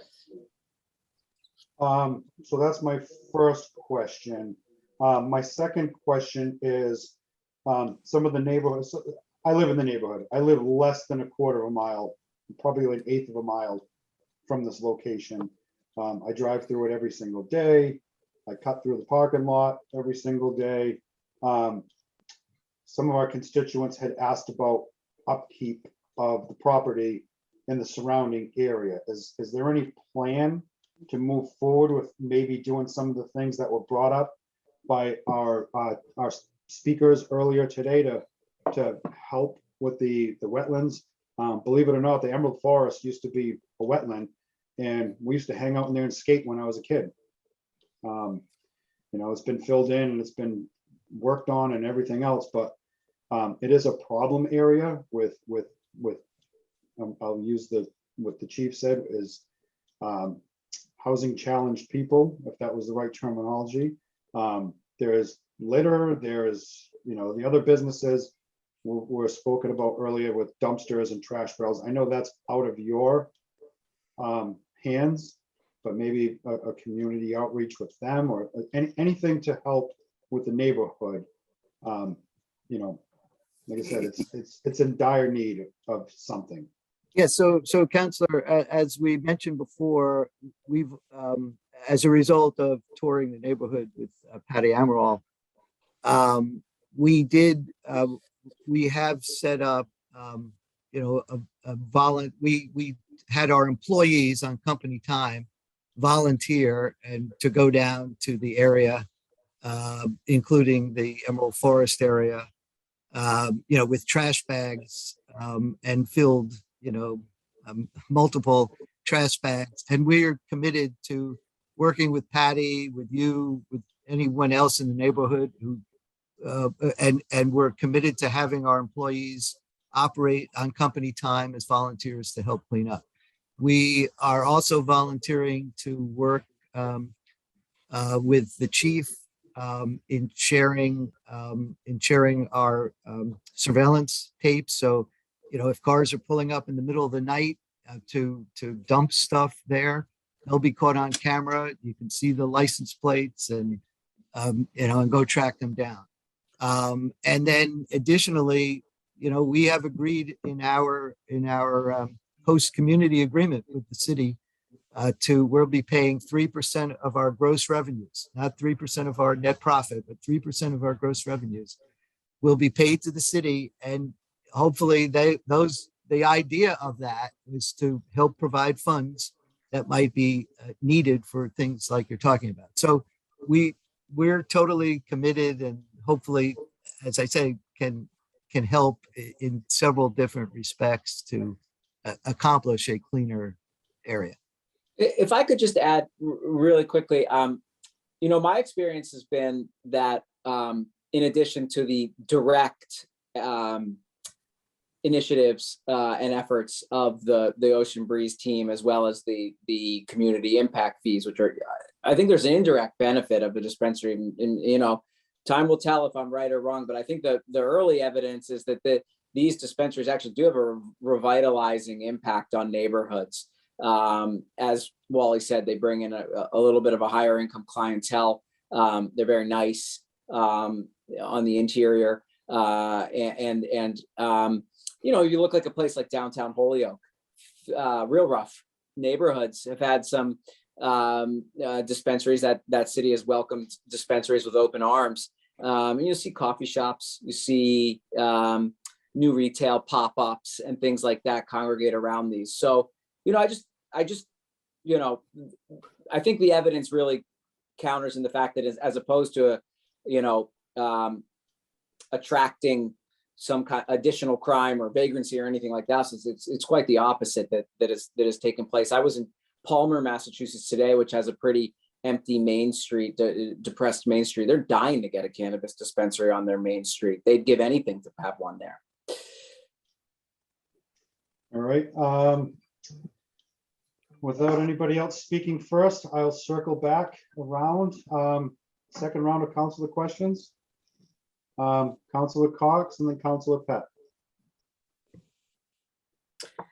I was kind of feeling bad that Ed hadn't been asked any questions yet, so I had lined up a few to ask him. So thanks, Val, for picking on him first. Chief, do you see a lot of resale from retail establishments as far as the, you know, people purchasing retail and then selling it on the black market?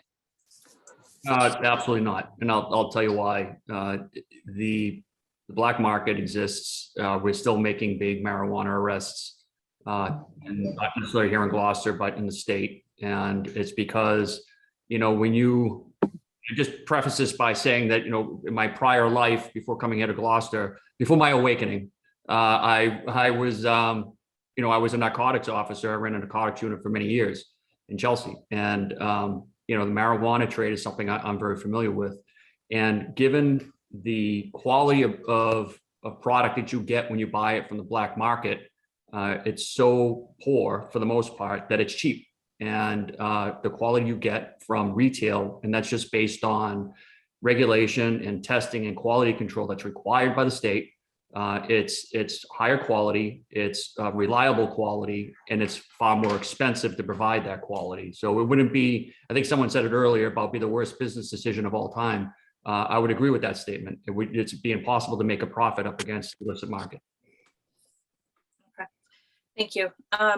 And also, as far as, I know you don't have a lot of history as far as like maybe the last 10 years on crime in the area, but in your opinion, is a vacant building far worse for a neighborhood than an occupied building?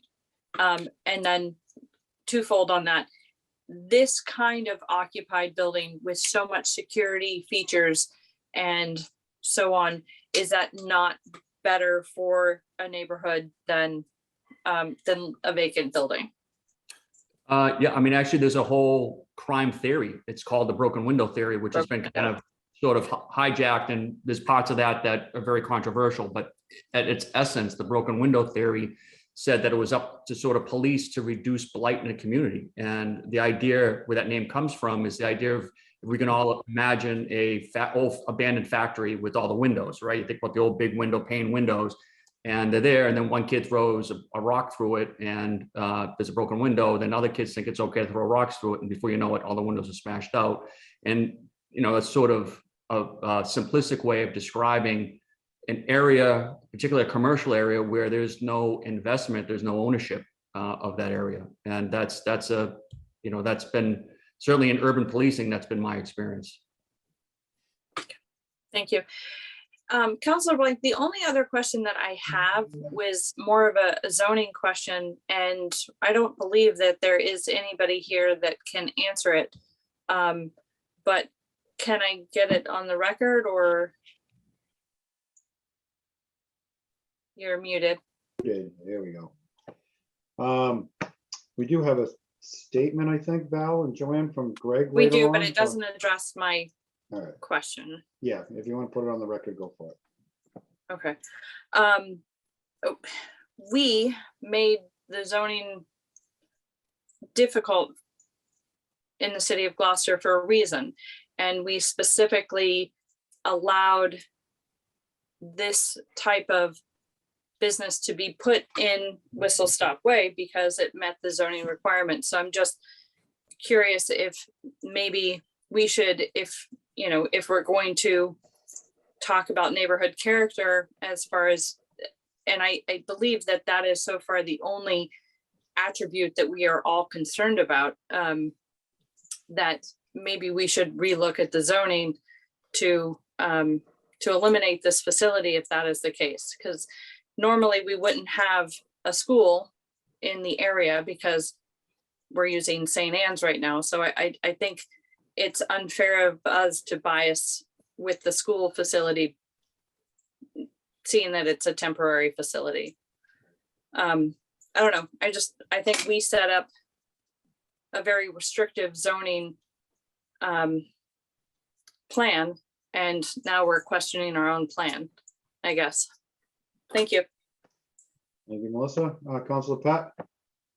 Yeah, again, this is a procedural question to you, Mr. President.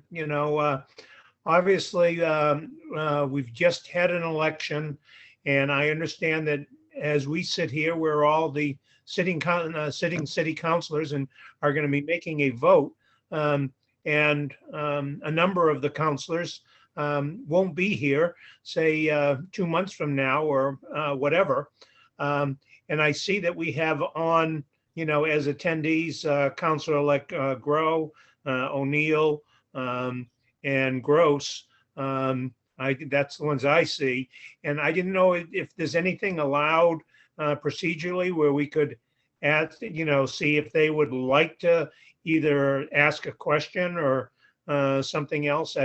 I'm just concerned that we as the sitting council are going to make a decision which other people may end up having to, live by that decision. So, I mean, we could suspend our rules to ask them whether they want to speak in favor or against it. But for them to ask we're at councilor questions at this point. We've already gone through the public. I think that would be my thing, just to see if they were, for or against it, to help us, give us some information as to what we vote. But again, I don't have the experience to know whether that would even be appropriate.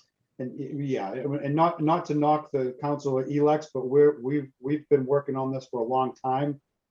So to ask somebody that, Jason may have not followed any of this, or Tony or Tracy not know anything about this, and just logging on for their first council meeting to see this, okay. I think it would be inappropriate to ask them for their opinion. That's fine.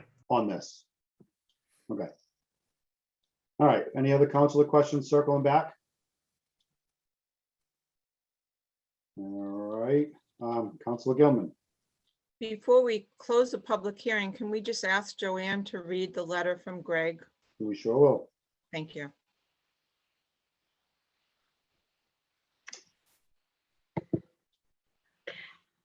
So this was an email that was sent to Councilor Gilman, I believe distributed to the councilors. Good afternoon, Val. Just following up on our conversation pertaining to the pending special permit application for a retail marijuana establishment at 9 Whistle Stop Way. City staff are familiar with the applicant, Ocean Breeze, as it already operates a marijuana cultivation and manufacturing facility in the Blackburn Business Park.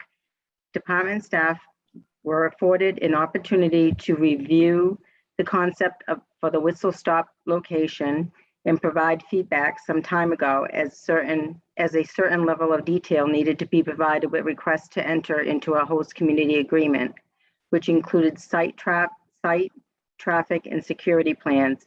Such feedback was incorporated into the current application, as this proposal is a tenant fit out in an established shopping/consumer service area.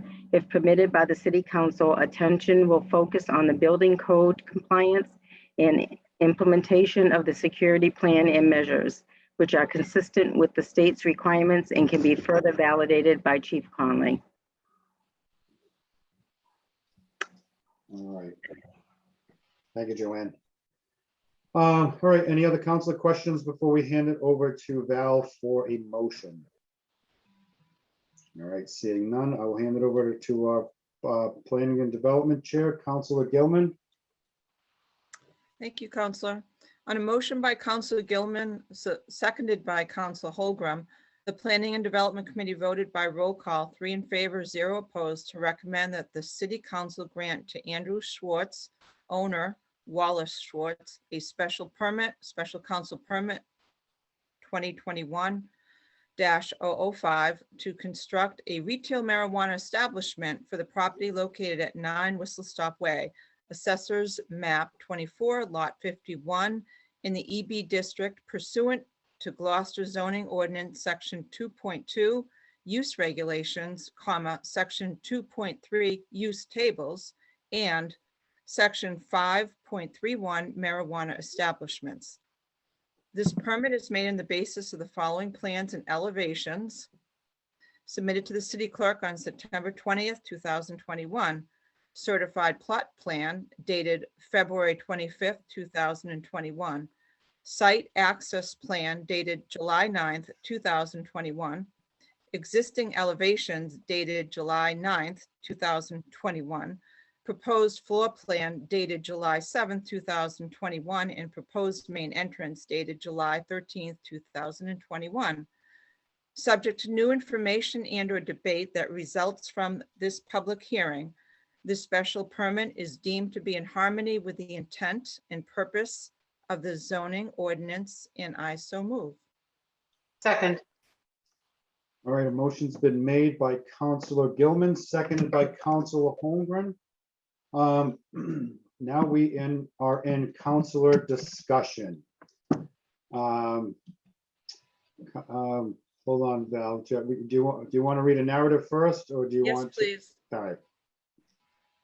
Our P&D Standing Committee met on 2 occasions to review this special council permit on October 20th, 2021 and November 3rd, 2021. There were 2 site visits on October 28th, 2021, attended by 3 abutters and 1 member of the public, including Tracy O'Neill, Ward 2 Councilor-elect.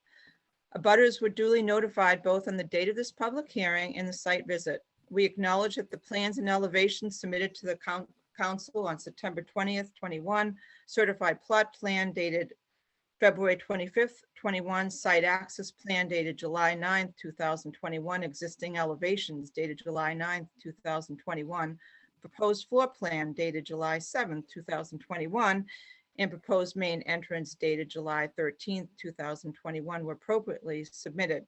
Councilors Cox, Memhard, O'Hara, Pett, Holgram, and Gilman were in attendance. At the P&D November 3rd, 2021 meeting, the applicant satisfactorily answered all of the site visit questions with the exception of several police enforcement questions that required GPD responses at tonight's hearing.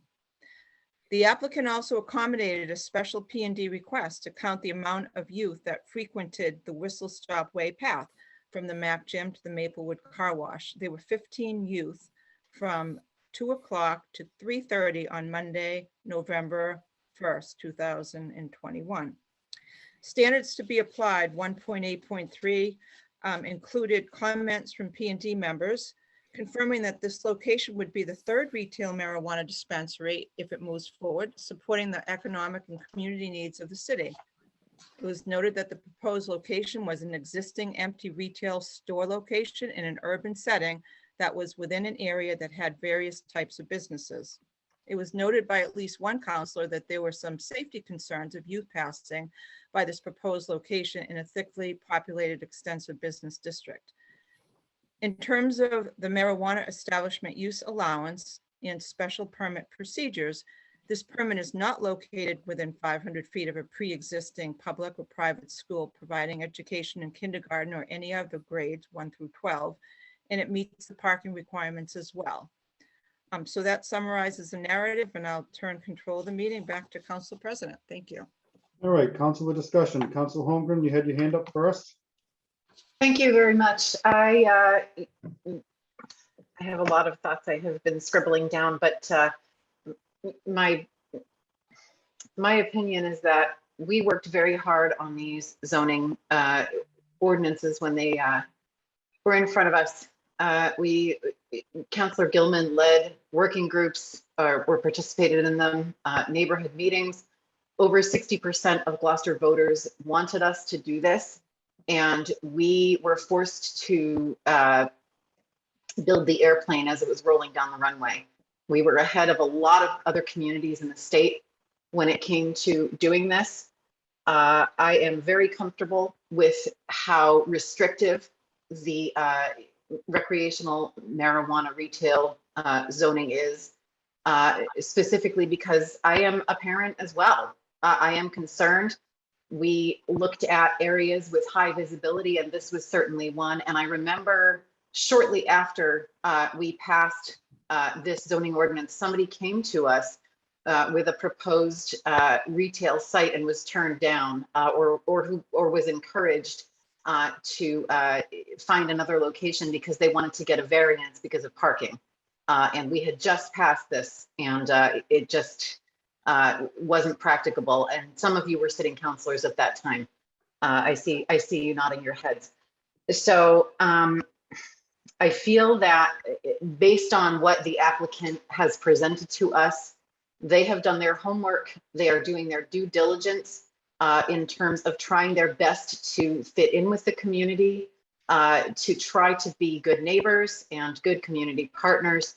And I do not see a legal reason to vote against this at this time. So I will be supporting it. Thank you, Jen.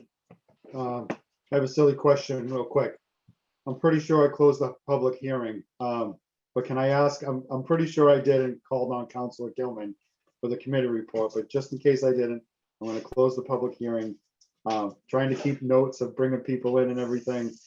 I'm pretty sure I did, but just, I'm having second thoughts on it, but we'll close the public hearing and we'll continue. All right, any other councilor discussion? Councilor Nolan. I believe the applicant's done a great job. We did work hard, the whole council and the city, in planning on the zoning for this being EB and distances. There was certainly a lot of thought that went into it, and this meets the criteria for that. I do want to say that they have been running a business out of another location in town.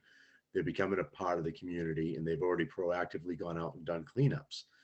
And a lot of companies do this, and it's not a requirement at all of the special city council permit. It just goes to show how they want to be involved in the community. If we wanted to start going after people for trash, I'm sure if you read some of the labels in the Emerald Forest, it's not going to be from them. It'll always be from other people.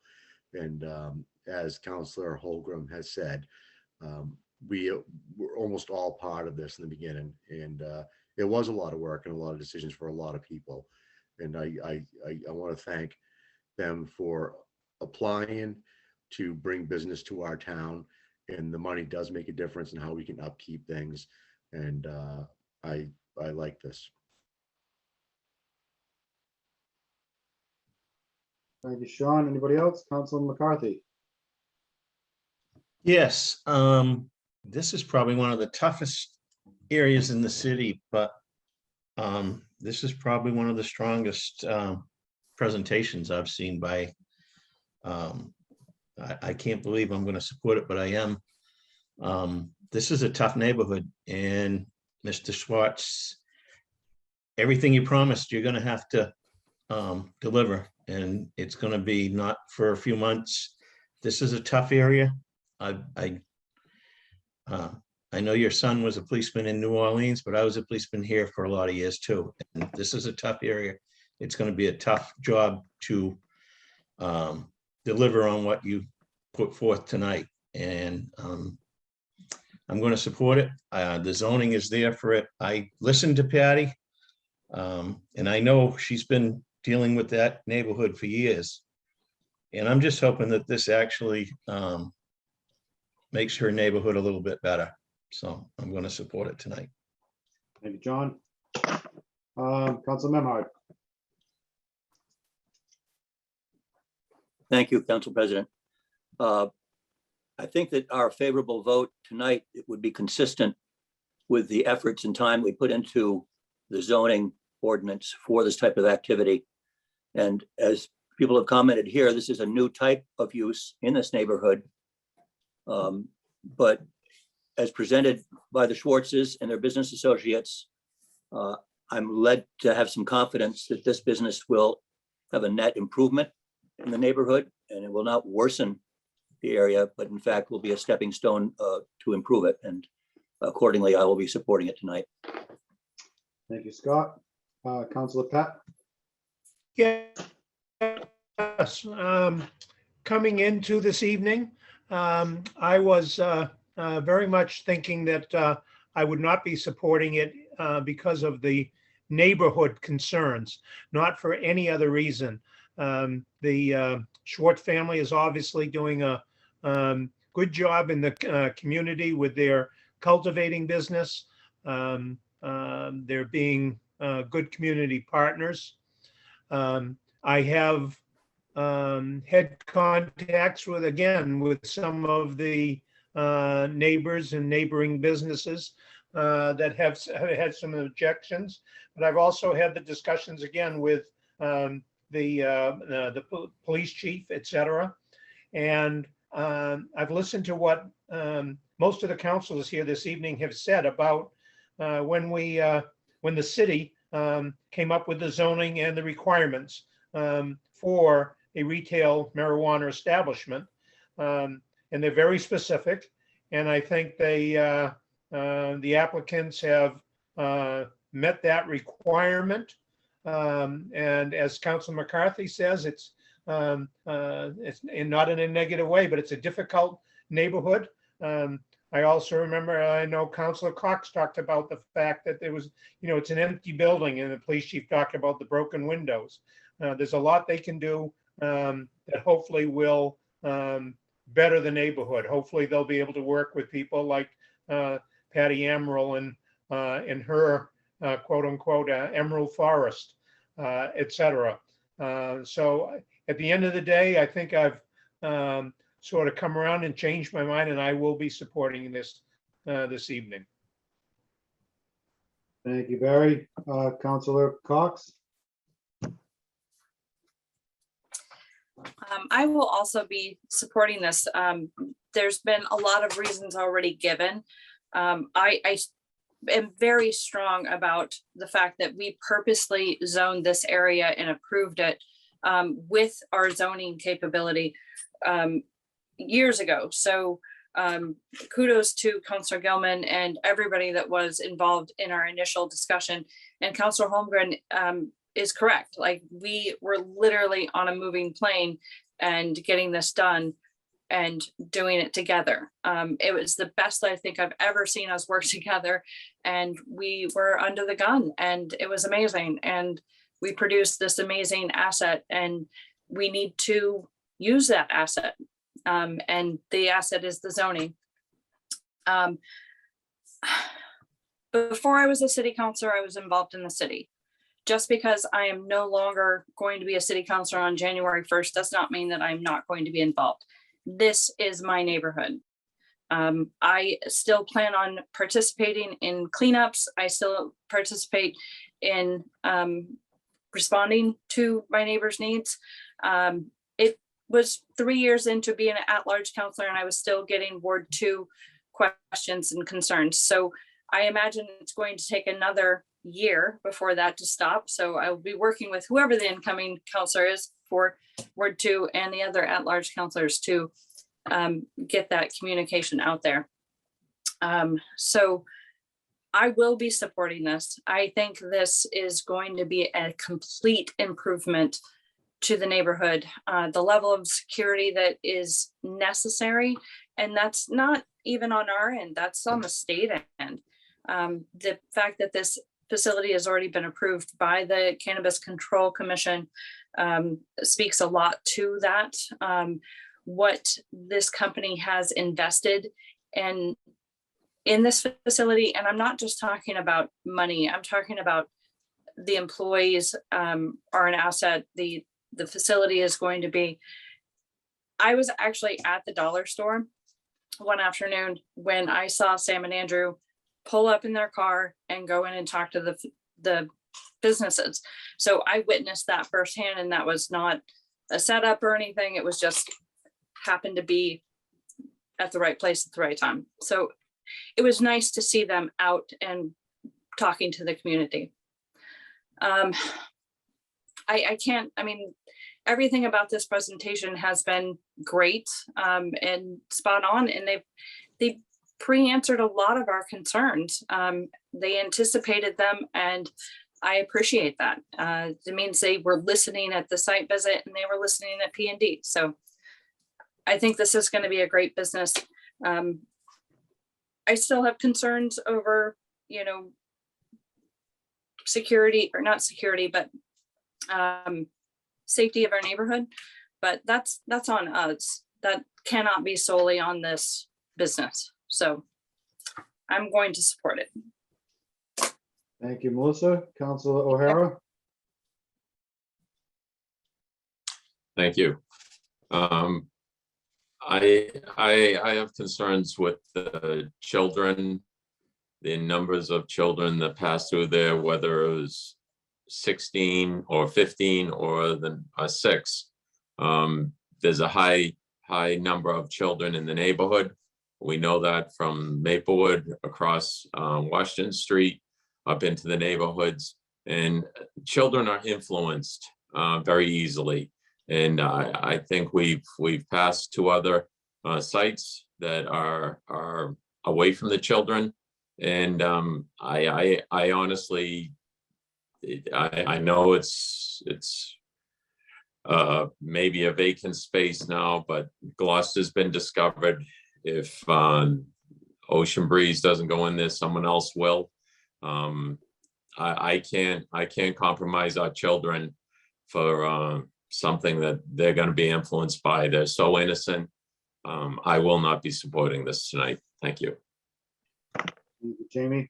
Councilor Gilman. Yeah, thank you. And just to piggyback on the zoning, Council McCarthy was police chief when we were on the task force together. And all of us as ward councilors really went above and beyond to host meetings in our own wards. And it was a really positive way to get community input. I think we should use that as a role model example going forward. I came into today having approved this at P&D, and I was really hung up on the area of neighborhood character and safety. Just worrying about the issues that have been brought up. Having said that, Ed Conley, our chief of police, as well as Mr. Swartz and others representing Ocean Breeze, kind of verified the things that I was concerned about. So in looking at the most important matters, which is part of our zoning that we're here to discuss, under 5.31, their parking will include 48 spaces, a total of 49 with an ADA ramp with 2 accessible spots, and the requirement is 24 spaces and is far more than 500 feet from the school. So for those reasons, and the fact that P&D concluded that they met the standards to be applied, I am going to support this tonight. And I just want to thank all of the counselors for having a really rigorous conversation and listening closely to the applicant and our experts here. So I thank you for that. All right, thank you, Val. After everybody spoke and they talked about neighborhood concerns or whatnot, I would like to offer a motion to this, or an amendment to this special council permit, where the permit holder will have neighborhood liaisons on either side. So across the street on Washington Street is Ward 3, and on the Maplewood Avenue side is Ward 2. plus the businesses. So I'm thinking maybe 2 residents and 2 local businesses to be part of a neighborhood impact group that reports along with Ocean Breeze to address any concerns that arise with the neighborhood and the establishment. And I so move. I'd I'll second second that. that for discussion. All right. Yep. So that's all. It's something out there that we can attach to this council permit. And it helps the neighborhood get the word across to the permit holders, and the permit holders can go back to the neighborhood liaisons and get their point across. So for discussion on the amendment, who'd like to go? Councilor Cox? I don't think that this is proper. I think we can ask them to do this. But as far as making it a part of the city council permit, I don't believe that this is appropriate. We haven't done it prior to the other 2 locations. And regardless of what happened tonight, those other locations had people that spoke against it. So I really don't believe this is appropriate. I think if we ask the client and the applicant if they would be willing to do this without it being part of the city council permit, I think they would be amenable. So I would not support this. Okay. I think this is appropriate without having anything attached to a council permit, then there's no teeth. The other 2 applicants, we haven't asked for this because it's not inner city. This is very close to a housing complex, to the train station, to the neighborhood, a restaurant that's visited by children, the 7-Eleven that hang around. So there's a lot more foot traffic at this location than there is at Happy Valley and there is at Essex Avenue. So without asking, with just asking them to do something, I mean, you can ask anybody to do something, they can say, yeah, but without having it written down or part of the permit, then there's really no teeth to enforce anything. So me, honestly, I think this is a perfect time to ask for a neighborhood impact team or something, however we want to call it. How would you enforce it then? I'm just like, what's your enforcement arm? Well, there would be 2 people from local businesses around the area and 2 residents. No, I mean, how would you enforce that it is being taken in place? Who would be the enforcement authority? The council will bring the permit back, just like with any other council permit. To make sure this is in place. It's just such a tight knit area that I think they need community feedback. That's just and this is what an amendment is. It's a discussion. No, it's a I know. vote. Councilor McCarthy? Yeah, I would be in favor of that. I mean, I wish our city attorney showed up at our meetings here. It would be a good choice to ask him, but we have conditioned other council permits. I mean, I remember one over in Rocky Neck that we put conditions on, and that's what would happen is the permit would be rescinded if they didn't comply. So yeah, I think I'd be in favor of it because it is unique. It's sandwiched in between 3 neighborhoods. It's Myrtle Square and Maplewood Ave and Washington Street, and that's totally different than the other 2 permits that have been granted. So I would be in favor of that. Thank you, John. Councilor Pat?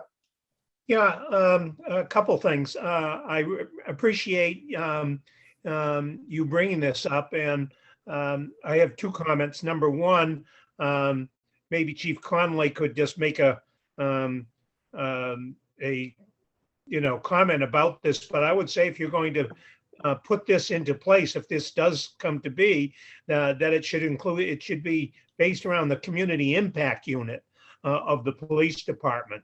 If you're going to include 2, residents from, each of Ward 2 and Ward 3 and 2 businesses, I think you should include the community impact unit in this. They're the ones that are out there on the street dealing with the issues that we're talking about. So if you could ask Chief Connolly about that, and as Councilor McCarthy says, I just question whether, and I think Councilor Cox may have also brought it up, whether we can, if we can go ahead and add this in where it wasn't, you know. We can add any condition we'd like as a council.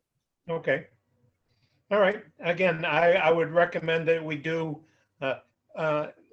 check with Chief Conley and see if you could maybe either amend the amendment or something else, because I think you should include the community impact unit of the police department needs to be part of that. And obviously, my guess is that would be part of the enforcing agency anyway, but.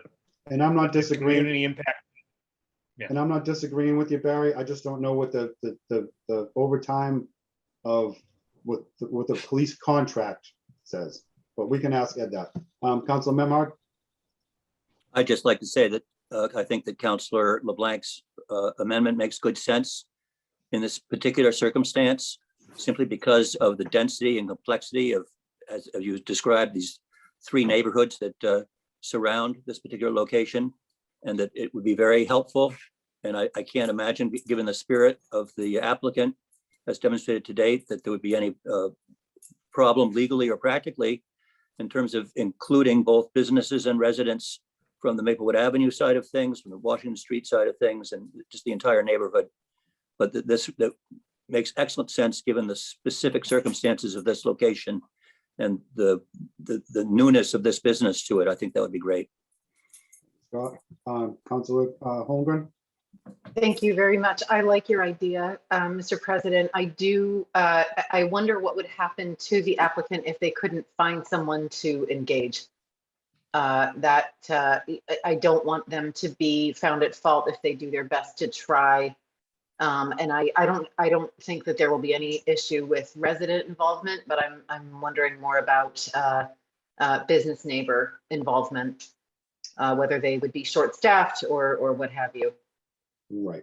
And I don't think it would be, you know, the way I look at it is that there should be a liaison from the business that the neighborhood can reach out to, you know. So that's kind of where this is at. Where I see what you mean. Yeah. Okay. Thank you. All right. Councilor Nolan? I do think there's a certain responsibility for the company to reach out and work with the neighborhoods. I do feel the same as Council Holgram. I wouldn't want to attach any amendment to the special city council permit that would prohibit them from opening because they couldn't find a certain amount of members to go with them from the community, more especially on the business side. I think that they've proven that they will work with the community and reach out, but I'm uncomfortable with putting a clause in here that they have to have two businesses and two residents in order to maintain their permit, because they've got a lot of money invested. They're not going to want to make a mistake in this area. And I think it's a lot to ask, because if we put this part as an amendment to the ordinance and two businesses don't roll with them, does that mean they don't open? It's tough for me to take that on the chin. I do think that we need to make sure that they follow through with the words they said. As Councilor McCarthy has said, it's a tough neighborhood and they're going to have to practice what they preach. I'm sure that Patty Amrell will reach out and work with the Schwartz and make it happen. I'm just not comfortable putting an amendment to that requires other people that aren't here tonight to adhere to, saying that they would or wouldn't, and then speculate that it may happen and prolong a process that we've been working on. Thank you, Sean. It wouldn't permit them from not opening. Maybe just phrase it up to two members of the community and two members of the business community. Yeah, that can work. Yeah, we can change it around a little bit. That's why we're having the discussion. Councilor Gilman? Initially, when you stated this, you mentioned the ward counselors too. And now I'm not hearing that. Is that something that you would intend to do or not? No, I didn't. I don't think I mentioned the ward counselors. I mentioned Ward 2 is on Maplewood Ave side. Ward 3 is on the Washington Street side. Okay. Yeah. Then I like the spirit of this amendment. One of my thoughts would be that maybe it be reported back to city council on an annual basis, just how it's going, just so we have an opportunity to look at the process and ask any questions. Just a thought. Okay. Council Cox?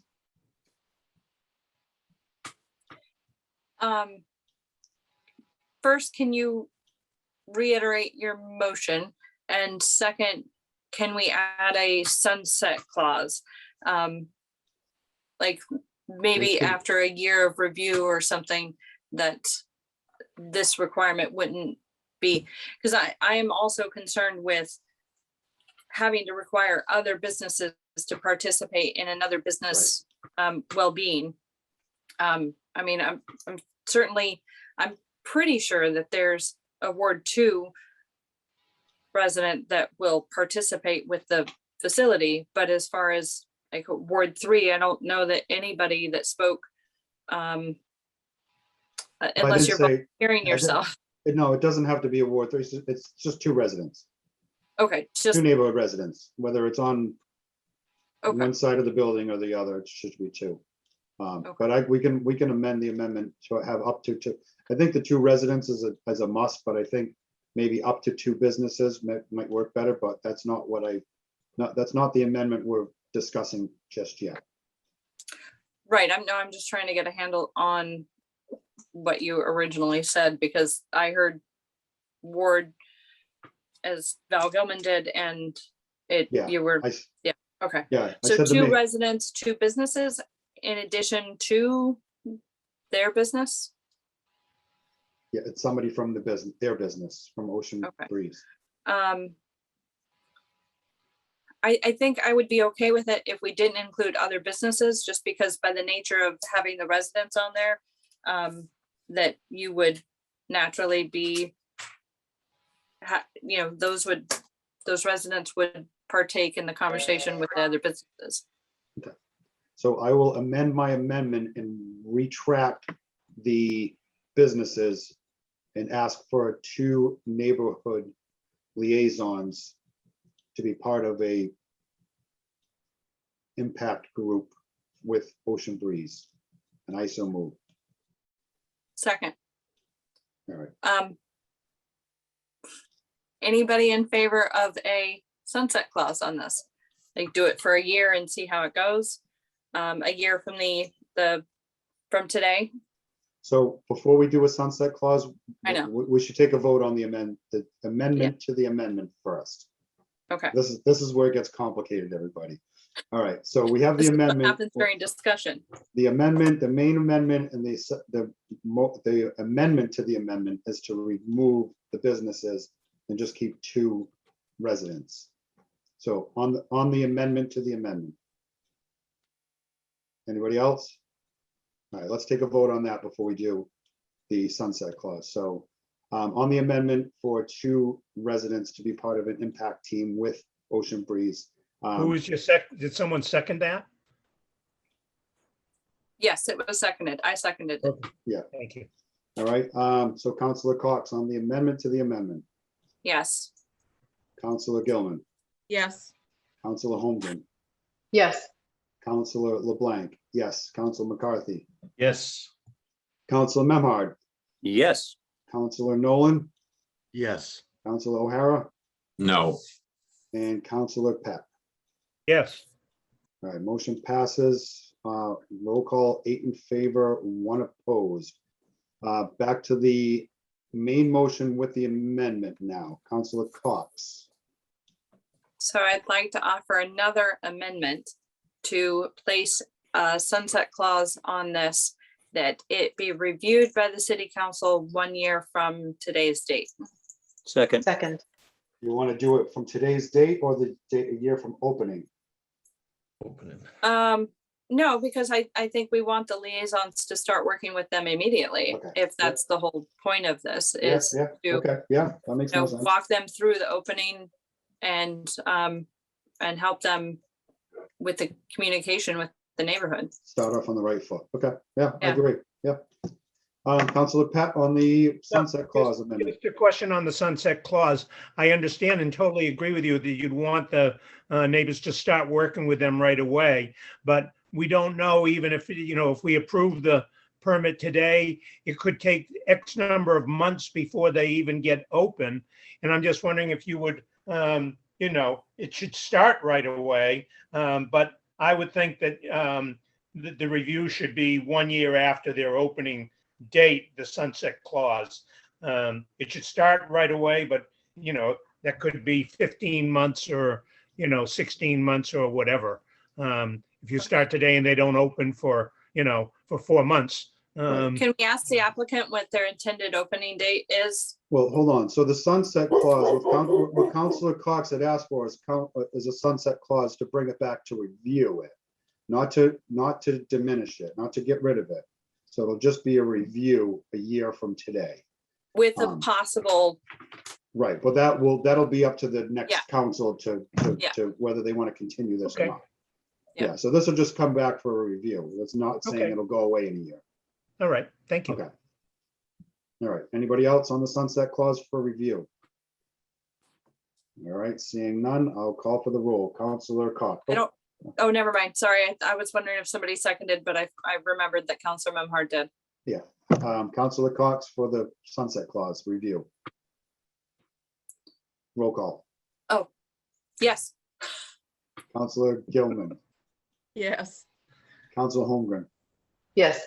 Councilor LeBlanc, yes. Councilor McCarthy, Yes. Councilor Memhard, Yes. Councilor Nolan, Yes. Councilor O'Hara, No. Councilor Pat. Yes. All right, motion for sunset review clause in 1 year from today passes on a roll call vote of 8 in favor, 1 opposed. All right, so back to the main motion with the amendment and the sunset clause. Any other discussion? Does everybody understand what we're voting on? We're voting on the special council permit. We're voting on the amendment for 2 neighborhood liaisons and the sunset clause. Everybody understand the vote? All right, any other discussion before we vote? Seeing none, Councilor Cox for the roll call. Yes. Councilor Gilman, Yes. Councilor Holmgren, Yes. Councilor LeBlanc, yes. Councilor Nolan, oh, I'm sorry, hold on, Councilor McCarthy, Yes. Councilor Memhard, Yes. Councilor Nolan, Yes. Councilor O'Hara, No. and Councilor Pat. Yes. Motion passes to accept the council permit with amendments on a roll call vote of 8 in favor, 1 opposed. Motion to reconsider? All right. Second. Motion reconsiders been moved and seconded by Councilor Pat, seconded by Councilor Holmgren. Does everybody understand reconsideration? All right, reconsideration, Councilor Cox, No. Councilor Gilman, Yes. Councilor Holmgren, No. Councilor LeBlanc, no. Councilor McCarthy, No. Councilor Memhard, No. Councilor Nolan, No. Councilor O'Hara, Yes. Councilor Pat. No. All right, hold on, Councilor Gilman. I'd just like to explain my vote with your permission, Mr. Chair. I don't think it's necessary, but a vote's a vote, you know. I mean, if you feel. Okay, like you but we need to- didn't discuss it though. Okay, that's Okay, fine. no, go ahead, yeah, if you No, want I to just- it's, I just wanted to make sure that there's no technicality, not in the content of what we've done, but in something that we did. And by waiting for 24 hours, we have an opportunity to remedy that if we did have a minor technicality. So that was what I meant. Okay. So thank you for letting me speak. thank you. All right, so motion reconsider fails on a roll call vote of 7, 2 in favor, 7 opposed. All right. Thank you for everyone for the public hearing. That was lengthy, but there's a lot of work that we churned out this evening. To the Schwartz family and everybody else that put in a lot of time to get this, planning and development, our city legal and the planning team and everybody else that went through this. It was a long, tough road. And we came to the end of it, and I thank everybody that's been part of this. And if there's anything you guys need from the city side, just reach out to any one of us. And I see Joanne popped her face on. What's up, Joanne? Oh, no, I'm waiting for the next order of business. All right, I wasn't sure. Madam Clerk, next order of business, please. Oh, Councilor Nolan has his hand up. Oh, Councilor Nolan. Can we take a break for 2? Yeah, Thank you you. want to take a Ask. 2-minute recess? We'll take a 3-minute recess, everybody. I'm sure Starving. Nancy and Tim and Gary are Gary, dying. thank you, Sean. I'd like to just thank the council and clerk. Thank you very much for hearing us tonight. All right, Mark, thank Yes. you, pal. We appreciate it. Thank you, Wally. Thank you all very much. We appreciate your faith in us, and we will live up to everything that we've promised here. And we have had a wonderful run with the city of Gloucester, and we look forward to a long, long relationship. Thank you, Wally. Thank you.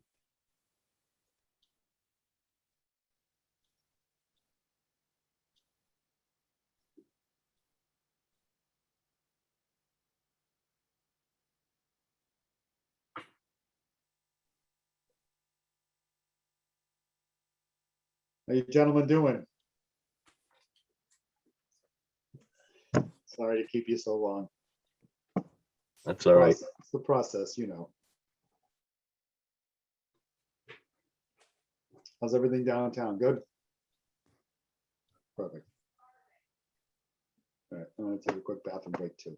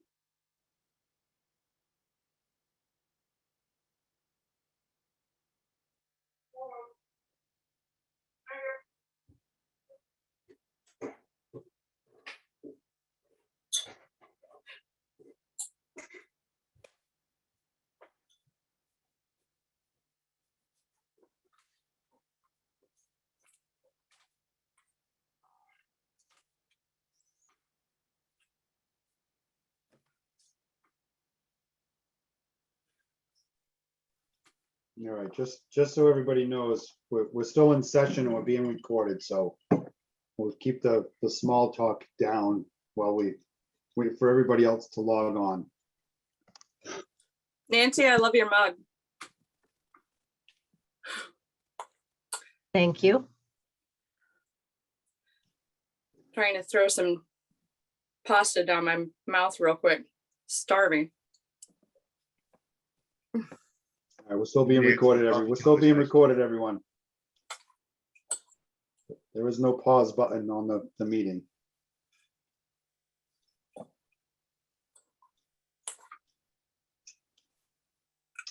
right, so we're waiting for Melissa and Jamie still. And Scott.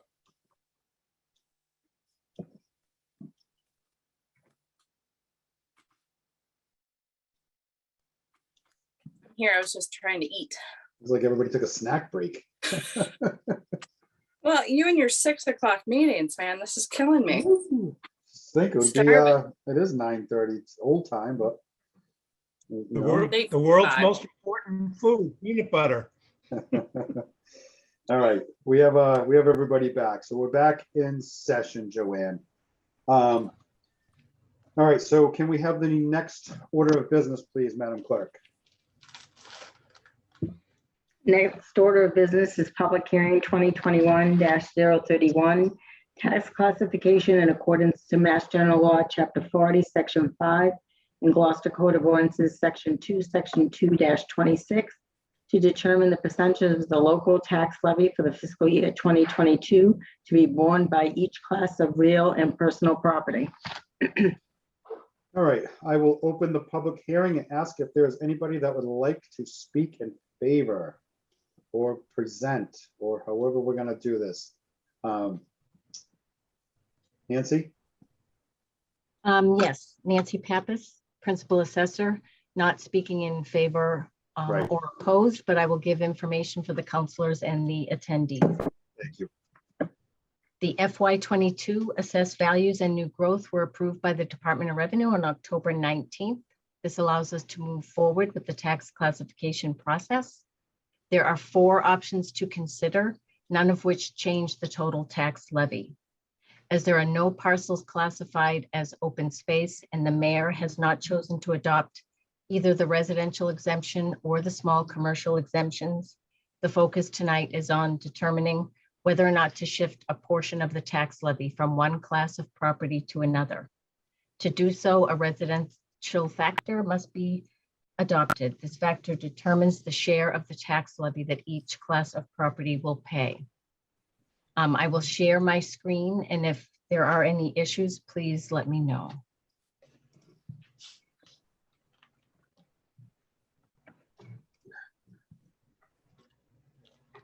One minute here.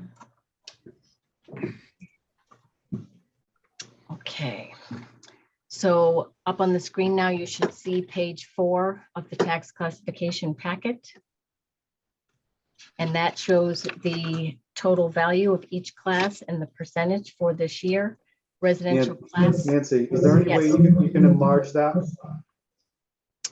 I can take it off of read mode, but I will have to do a little scrolling potentially. Let's see if this is I'm better sorry, for you. it's just really small, and I've got it up on my regular computer also. How's that? That's the same. Same? That's worse. Yeah. Okay, hold on. You do have a plus and minus button right there on this. Yep. So we're gonna enlarge this. That way we can see it, the people at home can see it. Yeah. Is that better? That's better, yeah. Thank you. Okay. So page 4 shows the total value and percentage for each class. Residential class makes up 90.64%, and the commercial, industrial, and personal property 9.36. The taxable value of the city increased approximately 10% from fiscal 21. And based on the sales analysis, the residential class as a whole increased approximately 9%. Within the residential class, the single family class saw about a 9% increase. Condominium class, a little over 6%. The 2 and 3 family class, a little over 10%. And the apartment class was approximately 9%. The commercial class as a whole increased close to 4.5%, and the industrial class 5%. So more significant increases in terms of values on the residential side. Now I have, excuse me 1 minute here.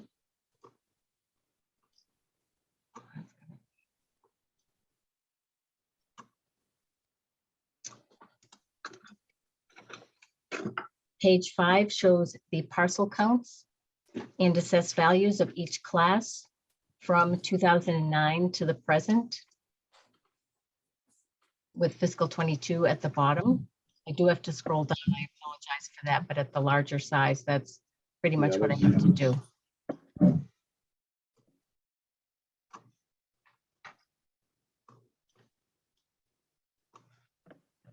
Page 6 shows the historic shift factors that have been adopted over the years. And it's that underlying factor associated with the shift that is what is voted on. So last year's adopted shift factor of 1.03 equates to a 0.9968 residential factor.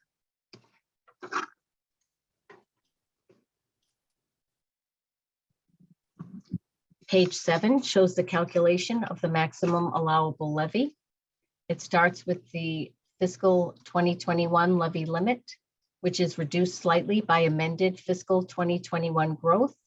To that is added the Prop 2.5 increase and growth for both classes or all classes of property. That results in the fiscal 22 levy limit. To that is added the CSO debt exclusion and the water debt exclusion, which results in the maximum allowable levy. And that number divided by the total value of all parcels results in a tax rate at a factor of 1 of 11.78, which is rounded downward to 1177, so as not to exceed the maximum allowable levy. A factor of 1 results in the same tax rate for all classes of property, and any factor other than 1 would shift a portion of the levy to a different class. Page 8 shows approximate tax rates that result from the various shifts to the CIP class, and the maximum shift allowed by the state is the 1.5 at the bottom of this page.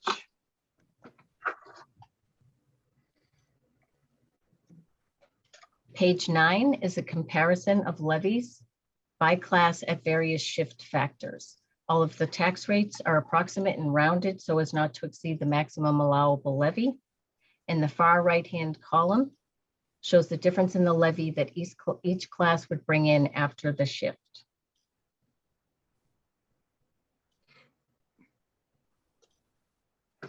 Page 10, this is the page that really isolates the impact of the shift.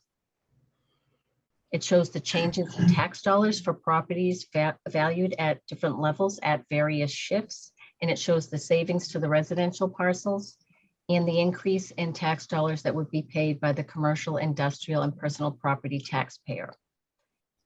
For fiscal 22, the average single-family home value is $688,389, and the median single-family home value is $497,050.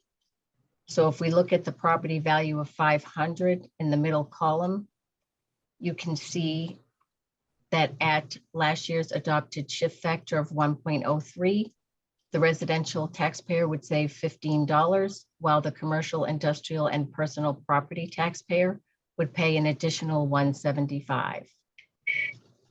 If it was left at the factor of 1, both of those properties, no matter what class, would pay the $5,885 that's noted right above. And at the bottom of the page, the maximum shift is illustrated.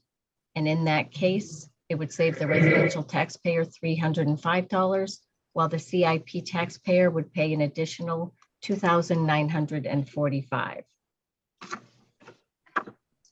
The remainder of the packet explains the open space discount and the residential and small commercial exemptions, which are not viable options this year. The other assessors, Gary Johnstone and Tim Good, are also here. So if anyone has questions, we'll do our best to answer. Thank you. Thank you, Nancy.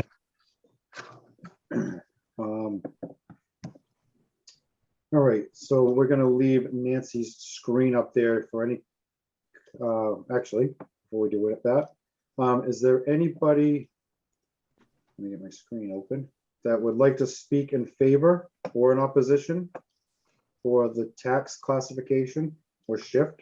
So be it. If you're calling on a phone, you can press *9 to talk. If you are watching, there is a raise hand button to speak. This is a public hearing. All right. We have Ken. Can you hear me? I can, yes. All right, name and address for the record, please. Ken Reel, CEO, Greater Cape Ann Chamber of Commerce, 24 Harbor Loop, Gloucester. Thank you. So when we talk about in favor or against, I guess the way that I'd say it is we're certainly in favor of the Budget and Finance Committee's recommendation the other night to have parity between the residential and the CIP rate. And we've been at this for a while, as you all know, and we're back at it again tonight. Thank you for hearing us, President LeBlanc and councilors. We are a big organization. We do represent now the Greater Cape Ann, including our neighbors just to the north of us. Ipswich has come into our chamber, which is terrific for our Cape Ann businesses and also for Ipswich. And just to try to cut to the chase here, it's been a little bit of a late night. What we're seeing is that the business picture in Gloucester continues to decline. Granted, the rates this year, especially, and as Nancy has explained in the past, they're driven not so much by business composition, but the property values increase on the residential side. But the other part of that is we're not seeing, a lot of new businesses come in to offset that. There have been a couple, but still we're seeing the business percentage go down compared to residential.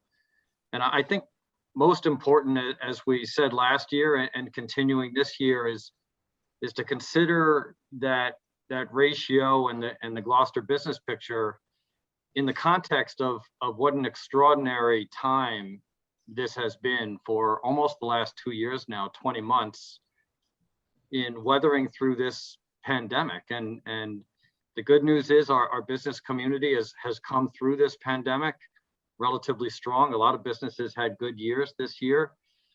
Some did not. The main thing is that all of our businesses are really challenged right now with two main things. One is staffing, worker shortage, and the other is inventory and supply chain disruptions. And the entire business community is tired. Every day we're just trying to figure out how we get to the next day with not enough people and difficulty in getting supplies. And we're not through this pandemic yet. Last year, a lot of our businesses, including the chamber, frankly, were very much helped out by federal programs, PPP, EIDL, and that funding is going away. That's not going to be available to us going forward. And so I think that the message to the council is that the businesses have weathered through this incredibly challenging time well, but we're not through it yet.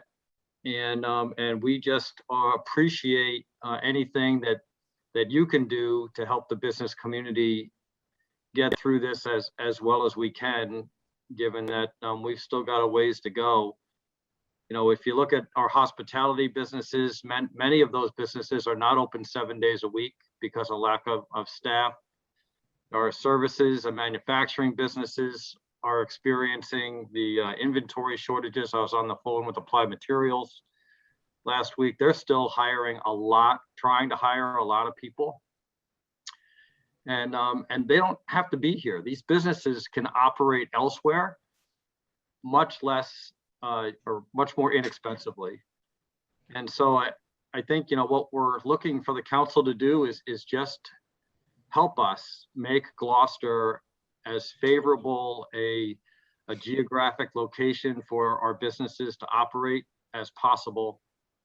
We have some other things working against us. We're an island community. That's one of the things we love about this region, but it doesn't make it any easier for our workers to get here, and our housing is relatively high and our utility costs are relatively high. And if we just don't have to talk about the CIP tax disparity, Granted, the differential is very, very low, much lower than some of our neighboring communities, but our neighboring communities have a much more robust business base. We're still impacted by the disastrous effects of the decline of the fishing industry. And so the message to you is to please continue to help to support our business community through this continuing historically challenging time in our nation's history. The businesses provide our community with incredibly good jobs and products and services. And we ask for your support in doing whatever you can to help them get through this very difficult time. And let's not have to talk about a CIP rate disparity and really open up all businesses looking to relocate here and start here and grow here with open arms. Thank you. Thank you, Ken. All right, and I'm just going to explain something. We really haven't put anything out there to vote in favor or against. So let me explain for people that aren't too sure what we're discussing here this evening. We're talking about the tax classification where at a 1 would be the same rate for businesses and homeowners, or as we did in the past, we shift some of the burden to the resident and to the businesses, which will make the businesses pay more tax rate than the homeowners. So that's what we're talking. So if you're here to speak, that's what we're discussing this evening. And I will bring in Bob. Bob, can you hear me? I can hear you, Steve. Yes, sir. Name and address for the record, please. Yes, sir. It's Robert Gillis, 31 Saywood Street. Good. Thank you for the opportunity. I'll second what Ken Reel just said, and that is it would be great if we didn't have to spend a lot of time discussing this. I'm sure that you're all a little bit tired of it, but to me, it's an issue of basic fairness. I'm certainly in favor of a 1-to-1 ratio as far as the tax differential goes, and I also hope that the council votes with the Budget and Finance Committee's recommendation. The bottom line is that we've all heard the argument that large businesses aren't going to leave Gloucester because of a 1.03 tax differential. And that's mostly true, but it doesn't make it right. I wouldn't want to see residential property owners be taxed at a higher rate than commercial, and I don't think commercial property owners should be taxed at a higher rate than residential. And, the other argument that there are other communities like Peabody and Danvers that have a wider differential than Gloucester does is like comparing apples to oranges. Our commercial tax base is much less than 10%, in fact. So any differential is going to be, more adversely impacted by the commercial property owners. So whatever happens tonight is what will happen, but I will always speak in favor of a 1-to-1 tax rate, and just having a differential at all provides the opportunity to favor residential property owners over commercial property owners down the road. And these commercial property owners, many of them are family, friends, neighbors. So it's kind of like just shooting ourselves in the foot in a way. But I want to thank all the city councilors, the assessors, and everybody involved for all their hard work with this and service to the city. Thank you. Thank you, Bob. All right.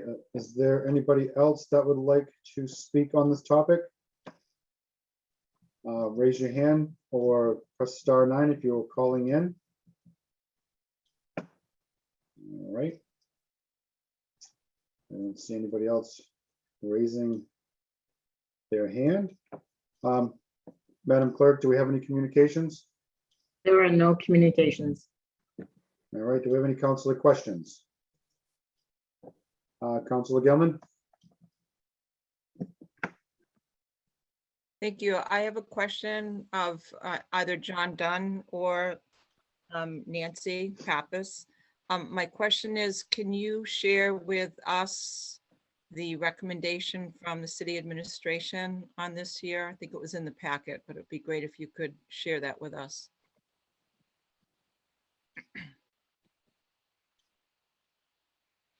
I'm not sure if John is on board or not at this point. I do have the memo, which basically the mayor and administration was recommending the shift of the 1.03. Thank you.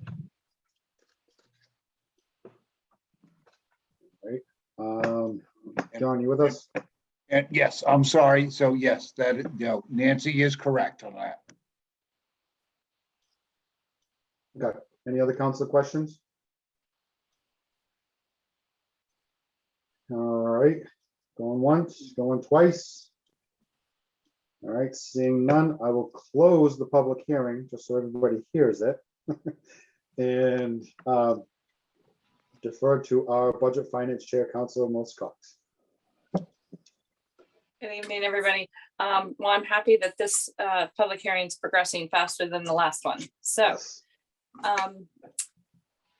the Budget and Finance Committee voted on a roll call vote, 2 in favor, 1 opposed, to recommend the City Council adopt a residential tax classification factor of 1 for fiscal year 22, and I so move. Second. Motion's been made by Councilor Cox, seconded by Councilor Memhard. Councilor Cox, any narrative? There's not necessarily any narrative along with this.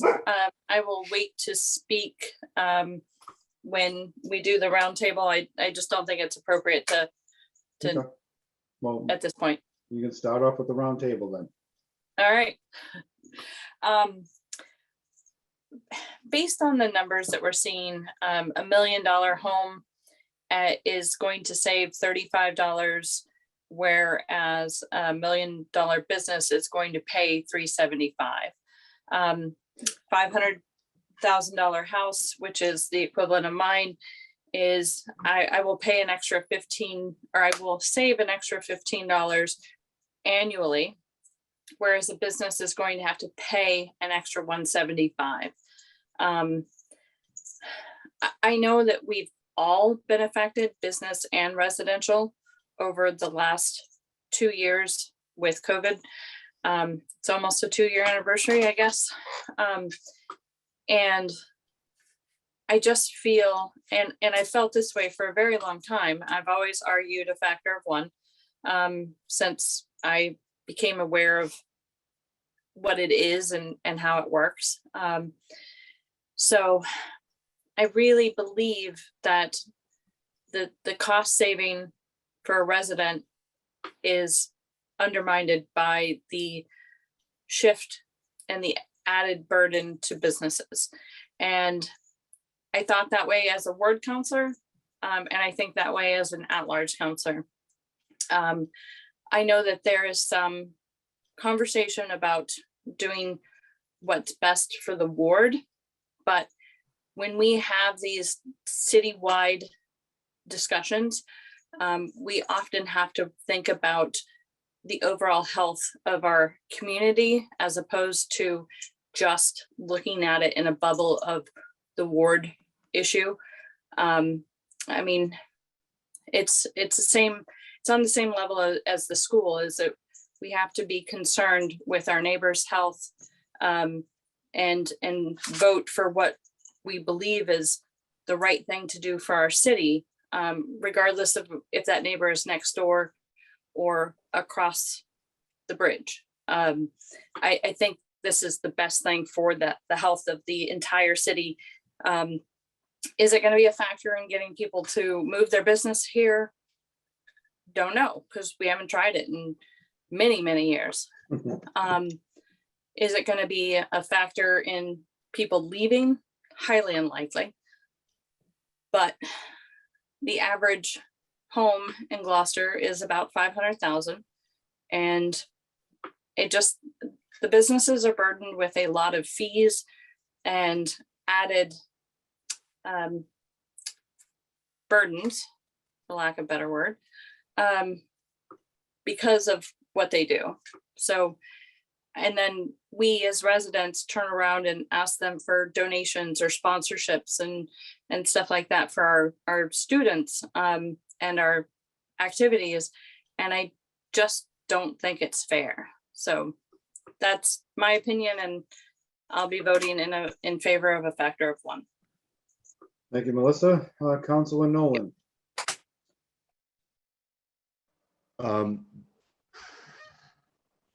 The shift has always been something that comes up in a lot of different areas. I'm a business owner, and I'm also a taxpayer. I look at a lot of factors. It's been a very tough year in business, and everybody's gone through a lot of problems and trying to find the best solutions for our businesses.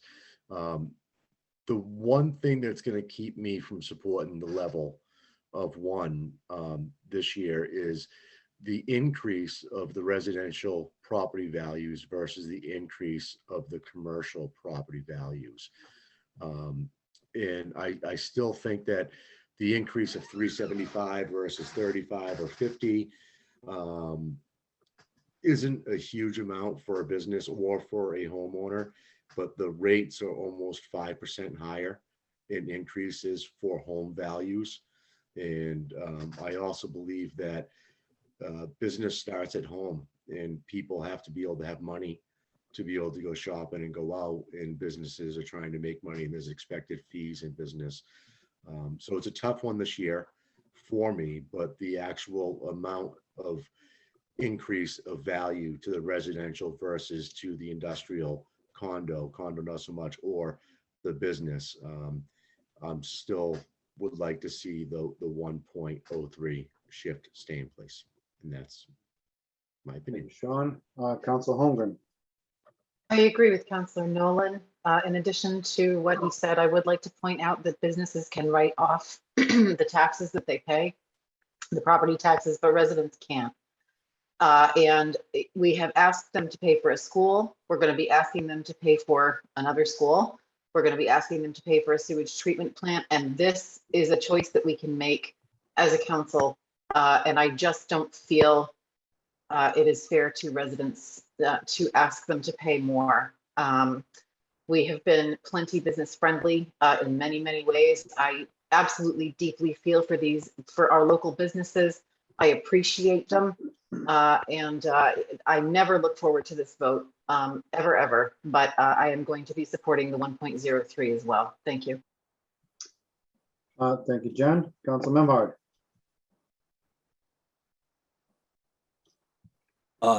Thank you all for your comments, and thank you both. Thank you, Ken Reel, for his summary, very insightful in terms of the economy and the impact of COVID, both on the business community as well as what we know for our personal lives. I just think that it's very important that we as counselors, along with the administration here in Gloucester, do everything that we can to avoid our community becoming a residential bedroom community. I think it's important to the health of our economy and what we consider to be the character of Gloucester that we maintain a strong commercial industrial base, local jobs, local services. I think it contributes to the quality of our lives to have a strong business base. The fishing industry has gone through a great deal of contraction. We're working hard to try and expand upon that and correct some of those losses. But I think that it's only fair that we have a rate of 1.0. It's even between residents and business and industry. There's no discriminatory shift. I think that's the most equitable and fair way to go, as I have in the past, and I think that's the way to go this year. Thank you, Scott. Councilor Pat.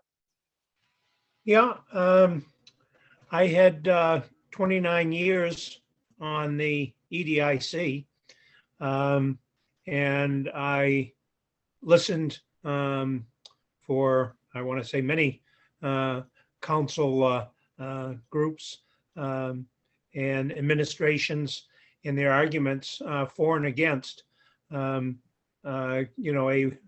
one-to-one. And we have gone down significantly over the period of time. We're now almost at parity. I find that we have now partly, I mean, I worked very hard to build out our two industrial parks. And basically they are, physically built out. We have our waterfront businesses, we have our downtown businesses. And as Councilman Memhard was saying, that's the vitality of the community is our downtown. I represent a very heavily, residential community, ward that may not be, say, some of the higher incomes or values of properties that were presented this evening. And in many cases, you may have either landlords that may not be able to be, due to the pandemic, they may not have collected rents or anything else. But I think that the way forward to support us all in the best way is a one-to-one rate. That would be my my thought, and that's what I would favor. But I also see that we're almost at parity with 1.003, and I'm willing to listen to the opinions of other counselors and be convinced where to go. Thank you, Barry. Councilor Gilman. Thank you, Counselor. So at BNF, I was subbing in for Councilor McCarthy, and I was the lone vote in opposition. I really looked hard at all this information, and right now our commercial percent is 9.36 and our residential is 90.64. However, when you looked at the new business for this past year, we had a stellar year of new businesses coming in, which is a really good signal. We had 1.2 million of new growth for residential, and we had 395,000 of CIP new growth. So that means this past year we had about 33% of commercial, if I'm reading this correctly. So that's a good signal. So that means that 90.64 and the 9.36 for commercial might be increasing the commercial, which is great. So we're doing the right things. Businesses did come, which is a good sign. The turning point for me right now, in terms of why I'm going to continue to recommend what the mayor's office and administration is recommending is 1.03, is that in spite of this little minuscule change, that this really is all we're doing in this council meeting with tax classification, we have to keep in mind that a single family went up 9.7% and commercial went up 6.6%. So that means everyone's going to get a new tax bill.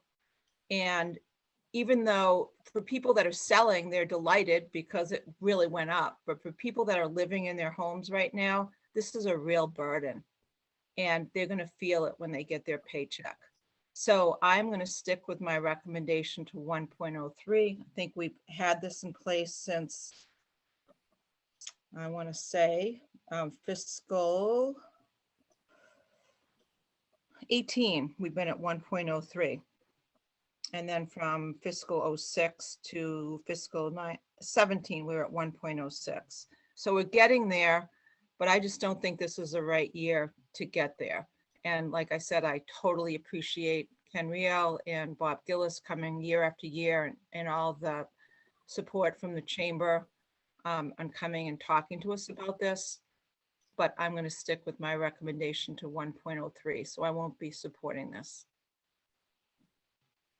Thank you, Councilor. Councilor McCarthy. I too think that we should get to even at some point. I just can't support it this year. We're going to be a lot of residents that did not vote for the school. Almost 50% of the residents are going to be hit with that bill. I don't think it's the year to do it. I do agree with the idea to get there. I just don't think it's the right year to do it, so I'm not going to support the recommendation out of committee. Thank you, John. Anybody else? All right. I guess it's my turn to speak.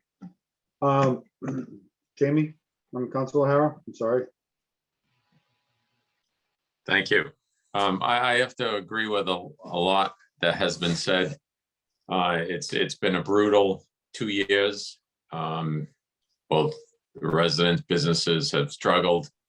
What Ken Reel mentioned, dealing with supply chain issues and labor issues. All we can hope is this time next year we're celebrating. We have to get America back to work, but that's out of our wheelhouse. We have two very large employers in Gorton's and Applied Materials, if you will, Varian, that there's absolutely no reason why they're in Gloucester. Zero. Our infrastructure getting into the city is horrendous. We should be screaming at our state reps and senators to improve 128 so that they can move their freight back and forth. Our water sewer rates are out of control. We need to get that under control. But with that said, again, it's been a rough couple of years. It's a tough decision. Do we risk losing? You know, this isn't going to make or break Gorton's or Varian Applied Materials, but we really have to look at how long will these companies remain in Gloucester. They leave, we are in deep problems. So I think there's never a good time to, if you will, hike the residential, but we have to look at how many people these businesses employ, and they move out. What are we looking at? So with that said, I have to support what's coming out of committee. Thank you. All right, thank you, Jamie. So, you know, I'm like Council O'Hara, just like all of us. You know, you're torn. You get the businesses, you get the homeowners, the tax increase on the businesses, tax increase on my home. The 0.03 has worked for the past several years, well, the past 3 or 4 years. You know, businesses. I think the businesses will survive with the shift. You know, the homeowners, we've got people that aren't collecting rent. We've got people that barely can afford the rent that is in town, let alone the tax increase where the rent will go up again. You know, you're talking about renting an apartment for a lot more money than you can actually purchase a home for. I'm not going to support what come out of committee. I've been of the same for a long time, and I'm going to not support that. That was the last minute. I was on board to keep it one, but listening to a couple of the councilors kind of changed my mind at the last minute. So, all right. Any other discussion? All right. Seeing none, I will call for the roll call. Councilor Cox. Yes. Councilor Gilman. No. Councilor Holmgren. No. Councilor LeBlanc. No. Councilor McCarthy. No. Councilor Memhard. Yes. Councilor Nolan. No. Councilor O'Hara. Yes. And Councilor Peck. Yes. All right, 1, 2, 3, 4, 5. Motion passes on a roll call vote of 5 in favor, 4 opposed. I'm sorry, 4 opposed. No, 5. we're going to hold you to that, Steve. Hold on. Motion passes on a roll call vote. Reconsideration. Motion fails on a roll call vote of 4 in favor, 5 opposed. My bad. I move to reconsider. There's no need for that. I've got another motion. Yeah, all right, so I'll turn, well, hold on a second. Jen's gonna motion to reconsider first. I don't know. You wanna? Do pull you it want to back? withdraw it? I have the motion. I'll withdraw. Thanks. All right. Okay. Councilor Cox. I offer a new motion. I recommend the city council adopt a residential tax classification factor of 0.996900 that equates to a CIP shift of 1.03 for fiscal year 22, and I so move. Second discussion, I second. All right, so Melissa, Councilor Cox, you want to explain your motion? So we have to set a tax rate tonight. So the first one failed. So the other option is to offer another motion with another tax rate. That's basically 1.03. Yeah. So it's what we have been at. So I don't have any further motions. So you guys figure this out. I know. We have several people on in attendance this evening, and I just wanted to explain that with the 9 with, you know. So right. it's adopting the shift onto the businesses and away from the residential. Okay. All right, councilor discussion on the new motion. All right. Everybody understand the motion? Yes. All right. So I'll call for the roll. Councilor Cox, No. Councilor Gilman. Yes. Make sure I get my numbers right here this time. Councilor Holmgren, Yes.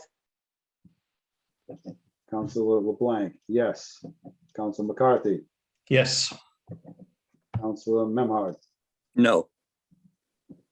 Councilor Nolan, Yes.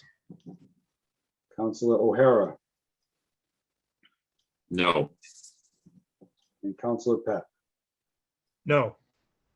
All right, motion passes on a roll call vote of 5 in favor, 4 opposed for the tax shift of 1.03. Motion. 03. Second. Correct. That's 1.03. 1.03, yes, correct. All right, that was a tough one. Thank you, Nancy. Oh, Councilor Nolan moved to reconsider and I seconded. all right, I sorry. didn't hear the reconsider. All right, we have a reconsideration. I didn't hear it either. Okay. Everybody understand the reconsideration? All right, Councilor Cox. For the record, reconsideration is not necessary for tonight. We usually only use it when we are up against a time crunch, which this is not. So to avoid misusing it, I'm going to vote. Yeah, no. Good Lord. No, it's yes. Yes. See, now I'm going to mess it up anyway. I'm overthinking it. So no, I don't want to reconsider. Oh my God. We don't have to, we don't need to reconsider. I don't know if you guys want to go through with this or not. The vote was 5-4. I support a reconsideration vote. All right, we'll go through with it. Councilor Cox for reconsideration. So, no, Now I don't remember which one I'm. Think of why not. Protesting, it's yes. What? opposite. It's If you're opposite. protesting, it's yes. Yes, it's Yes, opposite. I'm protesting it. All right. Thank you. It's been a All right. long night. Can we Coun- not do orders? Councilor Gilman. No. All right, Councilor Holmgren. No. Councilor LeBlanc. No. Councilor McCarthy. No. Councilor Memhard. Yes. Councilor Nolan. No. Councilor O'Hara. Yes. And Councilor Pat. No. Motion to reconsider fails on a roll call vote of 4 in favor, 5 opposed. All right. Nancy, thank you. Tim, thank you. You're Derek, welcome. Thank you. I'm sure you Thank guys you. enjoyed our public hearings and And everything John else. done too. And Thank you. John, thank you. And John, Kenny, thank you. always thank you. We appreciate Kenny? it. Go home. Go relax. Thank you guys for being here tonight. We appreciate it. All right, Madam Clerk, next order of business, please. Next order of business is unfinished business for discussion only. City Council discussion regarding resuming in-person meetings. All right. So I don't know how everybody feels. I mean, we've been Zooming for a while now. That's been going pretty good. We've got 2 meetings after this evening. I don't know how everybody feels, maybe gathering at the auditorium for our last meeting in person, if we can wear masks. It's up to, that's just me. I personally don't mind, but I'm going to leave it up to everybody else. That's why we have a discussion. Councilor Cox, I saw your hand up first. I don't mind that. I think it's until we get a hybrid situation resolved. I don't think that, well, I would really like to see the hybrid situation resolved. Right. Like the school committee is capable of doing it. These other boards and commissions that have gone back full in-person meeting without Zoom, I think that's a failure on our part to provide the necessary equipment and everything. And I guess my statement isn't necessarily about going back full public. It's a protest about what hasn't been done to make us hybrid. So I think we're too close to the end. I'm certainly willing to go back in person and be on Zoom with my iPad. All of us being on our iPad at City Council dais, it's fine, and we can force it to be a hybrid if we want to. But I think it's so close to the new term that the new council should figure that out. Scott and then Val. Echoing what Melissa just alluded to, from what I understand, and I haven't had it formally verified, but in spite of the council's past unanimous requests, it's my understanding that our IT department has not been given the authorization by the administration to move ahead with an analysis of what's involved in making more of our spaces, including City Hall Auditorium, functional for hybrid meetings. And I think that that is a real failure for us and our constituents in terms of safe access to these meetings and using this wonderful technology to communicate and share. As somebody who is at this point somewhat immunocompromised, it's a particular interest to me to avoid unnecessary public exposures that could result in a serious health issue. So again, it's very important that I think that the administration and our council pursue aggressively and, taking advantage of currently available technology and committing the resources and the funds to support our IT department to put those in place and in places that we need them for our public meetings. So, I think we need to do everything we can to continue to work towards availability of hybrid meetings for our city council and, if possible, the other boards and commissions as well. Absolutely. Val? Thank you. So I strongly support hybrid. I think it's so important for relationships and to be in person if we can be there. I know it even benefits Council Holgram, Barry and I, Council Pett and I, when we do site visits for our special council permits, because it gives us a little bit of time just to interact and be together. And I think that that's really important. However, I also totally love the meetings on Zoom.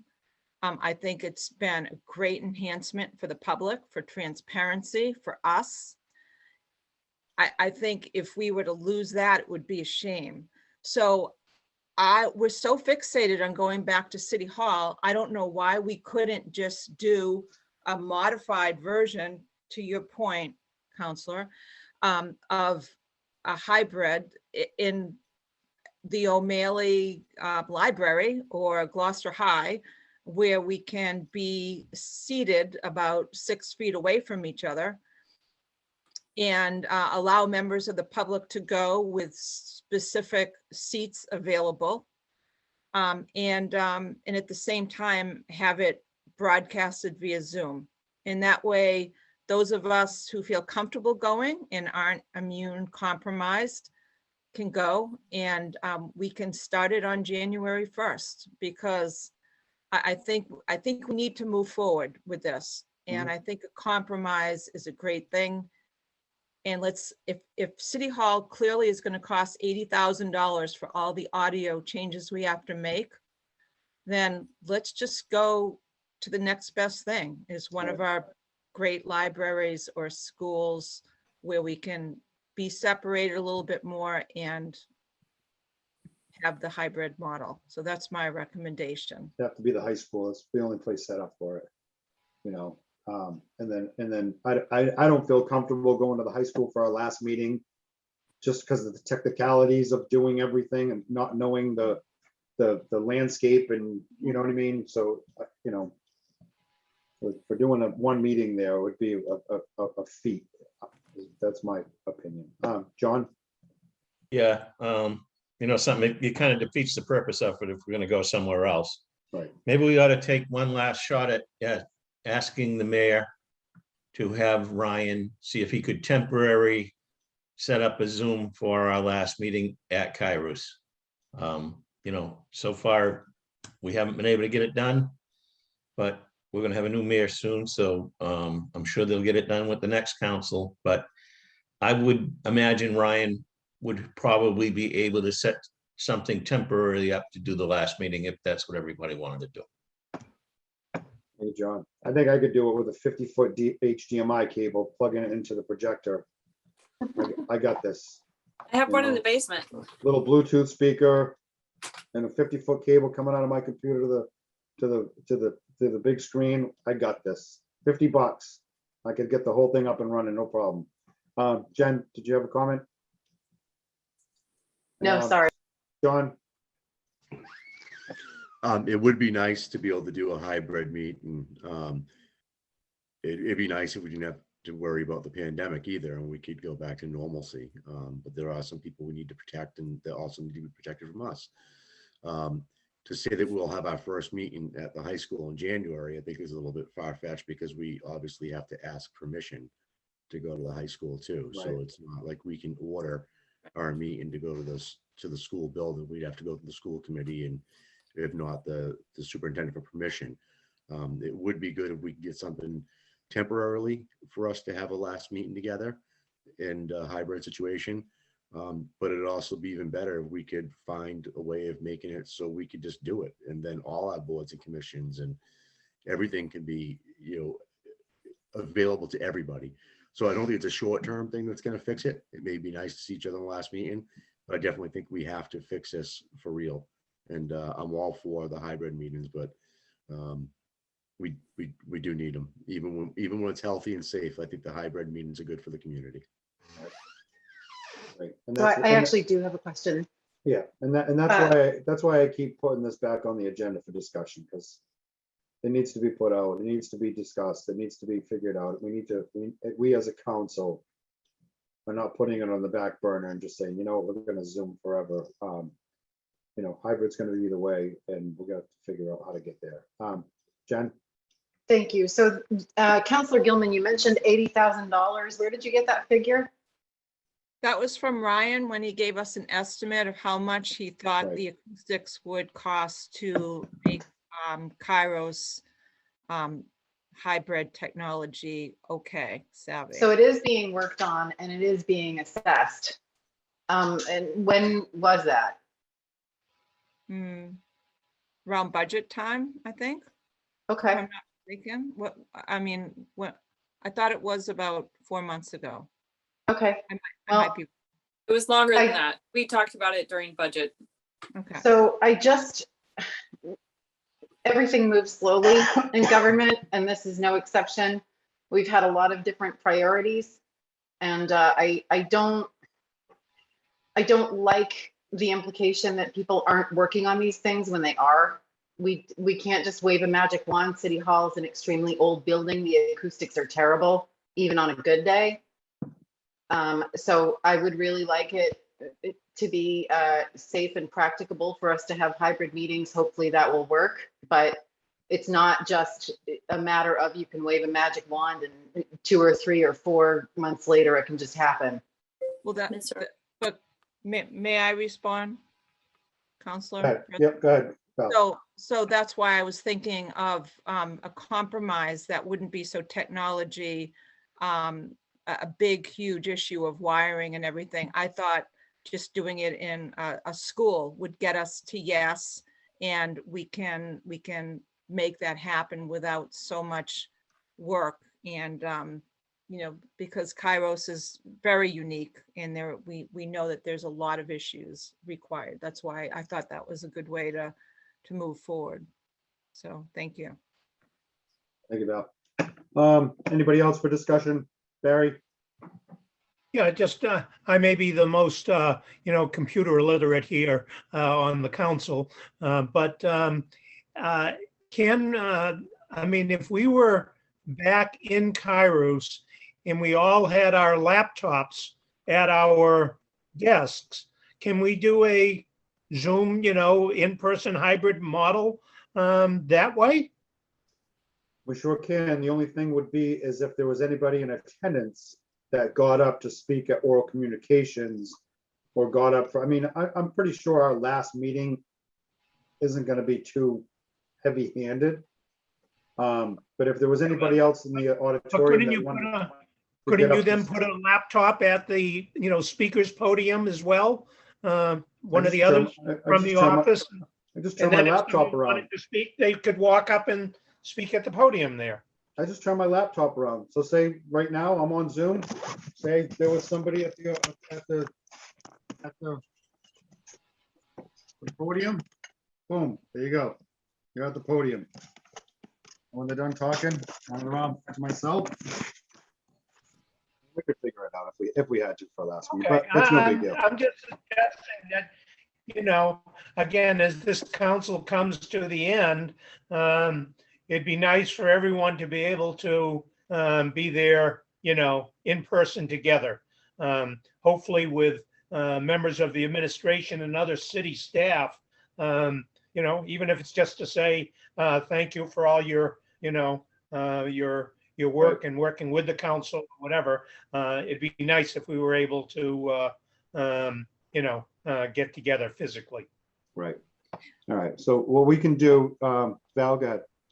So an important question is, are we going to be prepared on New Year's Day for the inauguration to be on site? Because I know that Joanne has been posting things to be both, not knowing where we're going to be.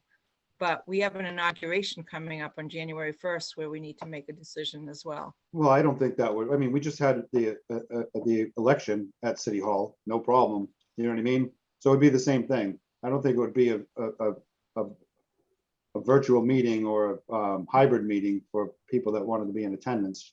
Just go, So Joanne, can we, I hate to do this. Let's put this on the next meeting for another discussion. And we have 2 weeks to figure things out. If we want to try to wing a hybrid with me doing things, we can do that. Or we can just say the hell with it and we'll just do the Zoom meeting from home. It's totally up to all of us. I want everybody to feel comfortable and not be pressured into what we have to do. Scott? I don't want to be a broken record, and I respect what Councillor Holmgren was suggesting, but it would still be helpful for us to get a formal response from the administration for our repeated unanimous requests to know, in fact, that Ryan and the technology department for the city is, in fact, looking at our options and considering what the cost would be, so that is a work in progress and not something that has to be picked up fresh with a new administration. I don't understand why it wouldn't be an obvious priority to respond to our question for that information and to know the status of the work being done on that. Right. We're gonna have council requests to the mayor very shortly, so that could be something you can request. Why don't we have Ryan come before us then in the next meeting? Yeah, we can do that. Yeah. Can invoke the charter if we have to, if they don't want to send them. Okay, we can request that. Val, did you have a question? I mean, do you have something you want to discuss or? No, I think it's a good idea to bring Ryan and Find out where we're at. in front of us. I'd love to hear, because it sounds like they have made progress. So I'd Okay. love to hear the update. So. Okay, Melissa? And if we can't discuss it with Ryan, get the IT guy from the schools to come and tell us what he did. Right. I mean, they're up and running in a hybrid situation, so I don't know. I mean, there's got to be some communication there between the two different departments. We're all in the same team, so right. I don't know. There's just, my suggestion was going to be asked for a presentation formally, because requests to the mayor and getting, one sentence issues or responses is not solving the issue. So. Yeah. All right. Before we move on, is there any other discussion on this? I'd like to make a motion to not do requests to the mayor and let's just adjourn. Oh, we got to do requests to the So mayor. moved. All right. So, Daddy won. Madam Clerk, next to Barry, do you want one more quick one for the Zoom? Yeah, no, I just have a request to the mayor, so All right, I don't hold want to, I don't want to wait till the next time. Hold on. Madam Clerk, next order of business, Don't have please. to. Council's request to the mayor. All right, so I'm going to start at my left-hand corner, Councilor Nolan.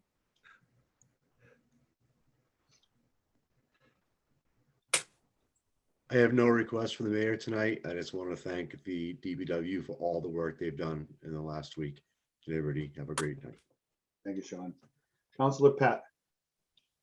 Yes, I'd like to request of the mayor, the administration, and I'll put it into writing that on the St. Anne School temporary usage, there is a sign at the east end of Smith Street saying about not to enter during, do not enter during XYZ times. I would request, because I've had now a total of 3 constituents that have had an issue, that we put on the west end of Smith Street a sign, maybe just an amber, advice sign that says limited access during, XYZ hours of the day, seek alternative route.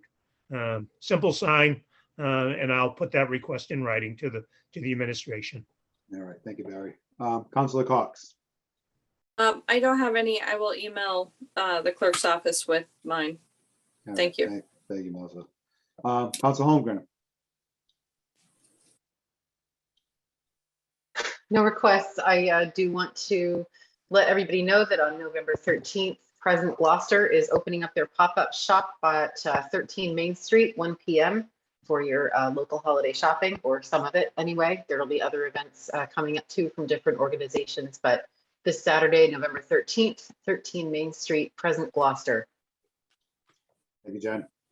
Councilor Memhard. I'd like to request to the administration, and also, if possible, to the superintendent of schools, that both of our school IT and our city hall IT people make a presentation to us at the next council meeting about how they either have achieved or would recommend achieving hybrid meetings, particularly at City Hall, but also at other city venues. Thank you. Thank you, Scott. Councilor O'Hara. Thank you. I don't know who can orchestrate this, but obviously we just came out of a major storm that some parts of Gloucester were out of power for more than 48 hours in October, where temperatures were 50 degrees. If that was January, February, 48 hours would have been extremely painful, if not worse, for many of us. And if we can get National Grid to come in, I think National Grid did a wonderful job as far as restoring power. But what could we do? What could National Grid do to potentially reduce the outages? Does it mean cutting trees down? What is Wow. We lost Jamie. Nope. Oh, here he comes. There we go. You back, Jamie? We lost you for a second. Can you hear me? National Grid cut him off. Jamie, you there, bud? I'm here. Can you hear me? Yeah, we got to you all the way to National Grid cutting trees down, and then you logged off or something. Right. Again, they did a wonderful job as far as restoring power, but what can we do to reduce the outages and the length of outages? Just so the public can understand, if it means cutting trees, that they understand that trees will be coming down. That's all. Thank you. All right, thank you, Jamie. All right, Council McCarthy. I will sign on with Scott on his request, and just elaborate a little bit. Most of the time when we're asking these requests, we're asking for constituents that ask us this stuff. And Scott was right earlier. This is probably the fourth or fifth time we've asked this, and we haven't got a response. So I will sign on with Scott with this. All right, John, thank you. Councilor Gilman.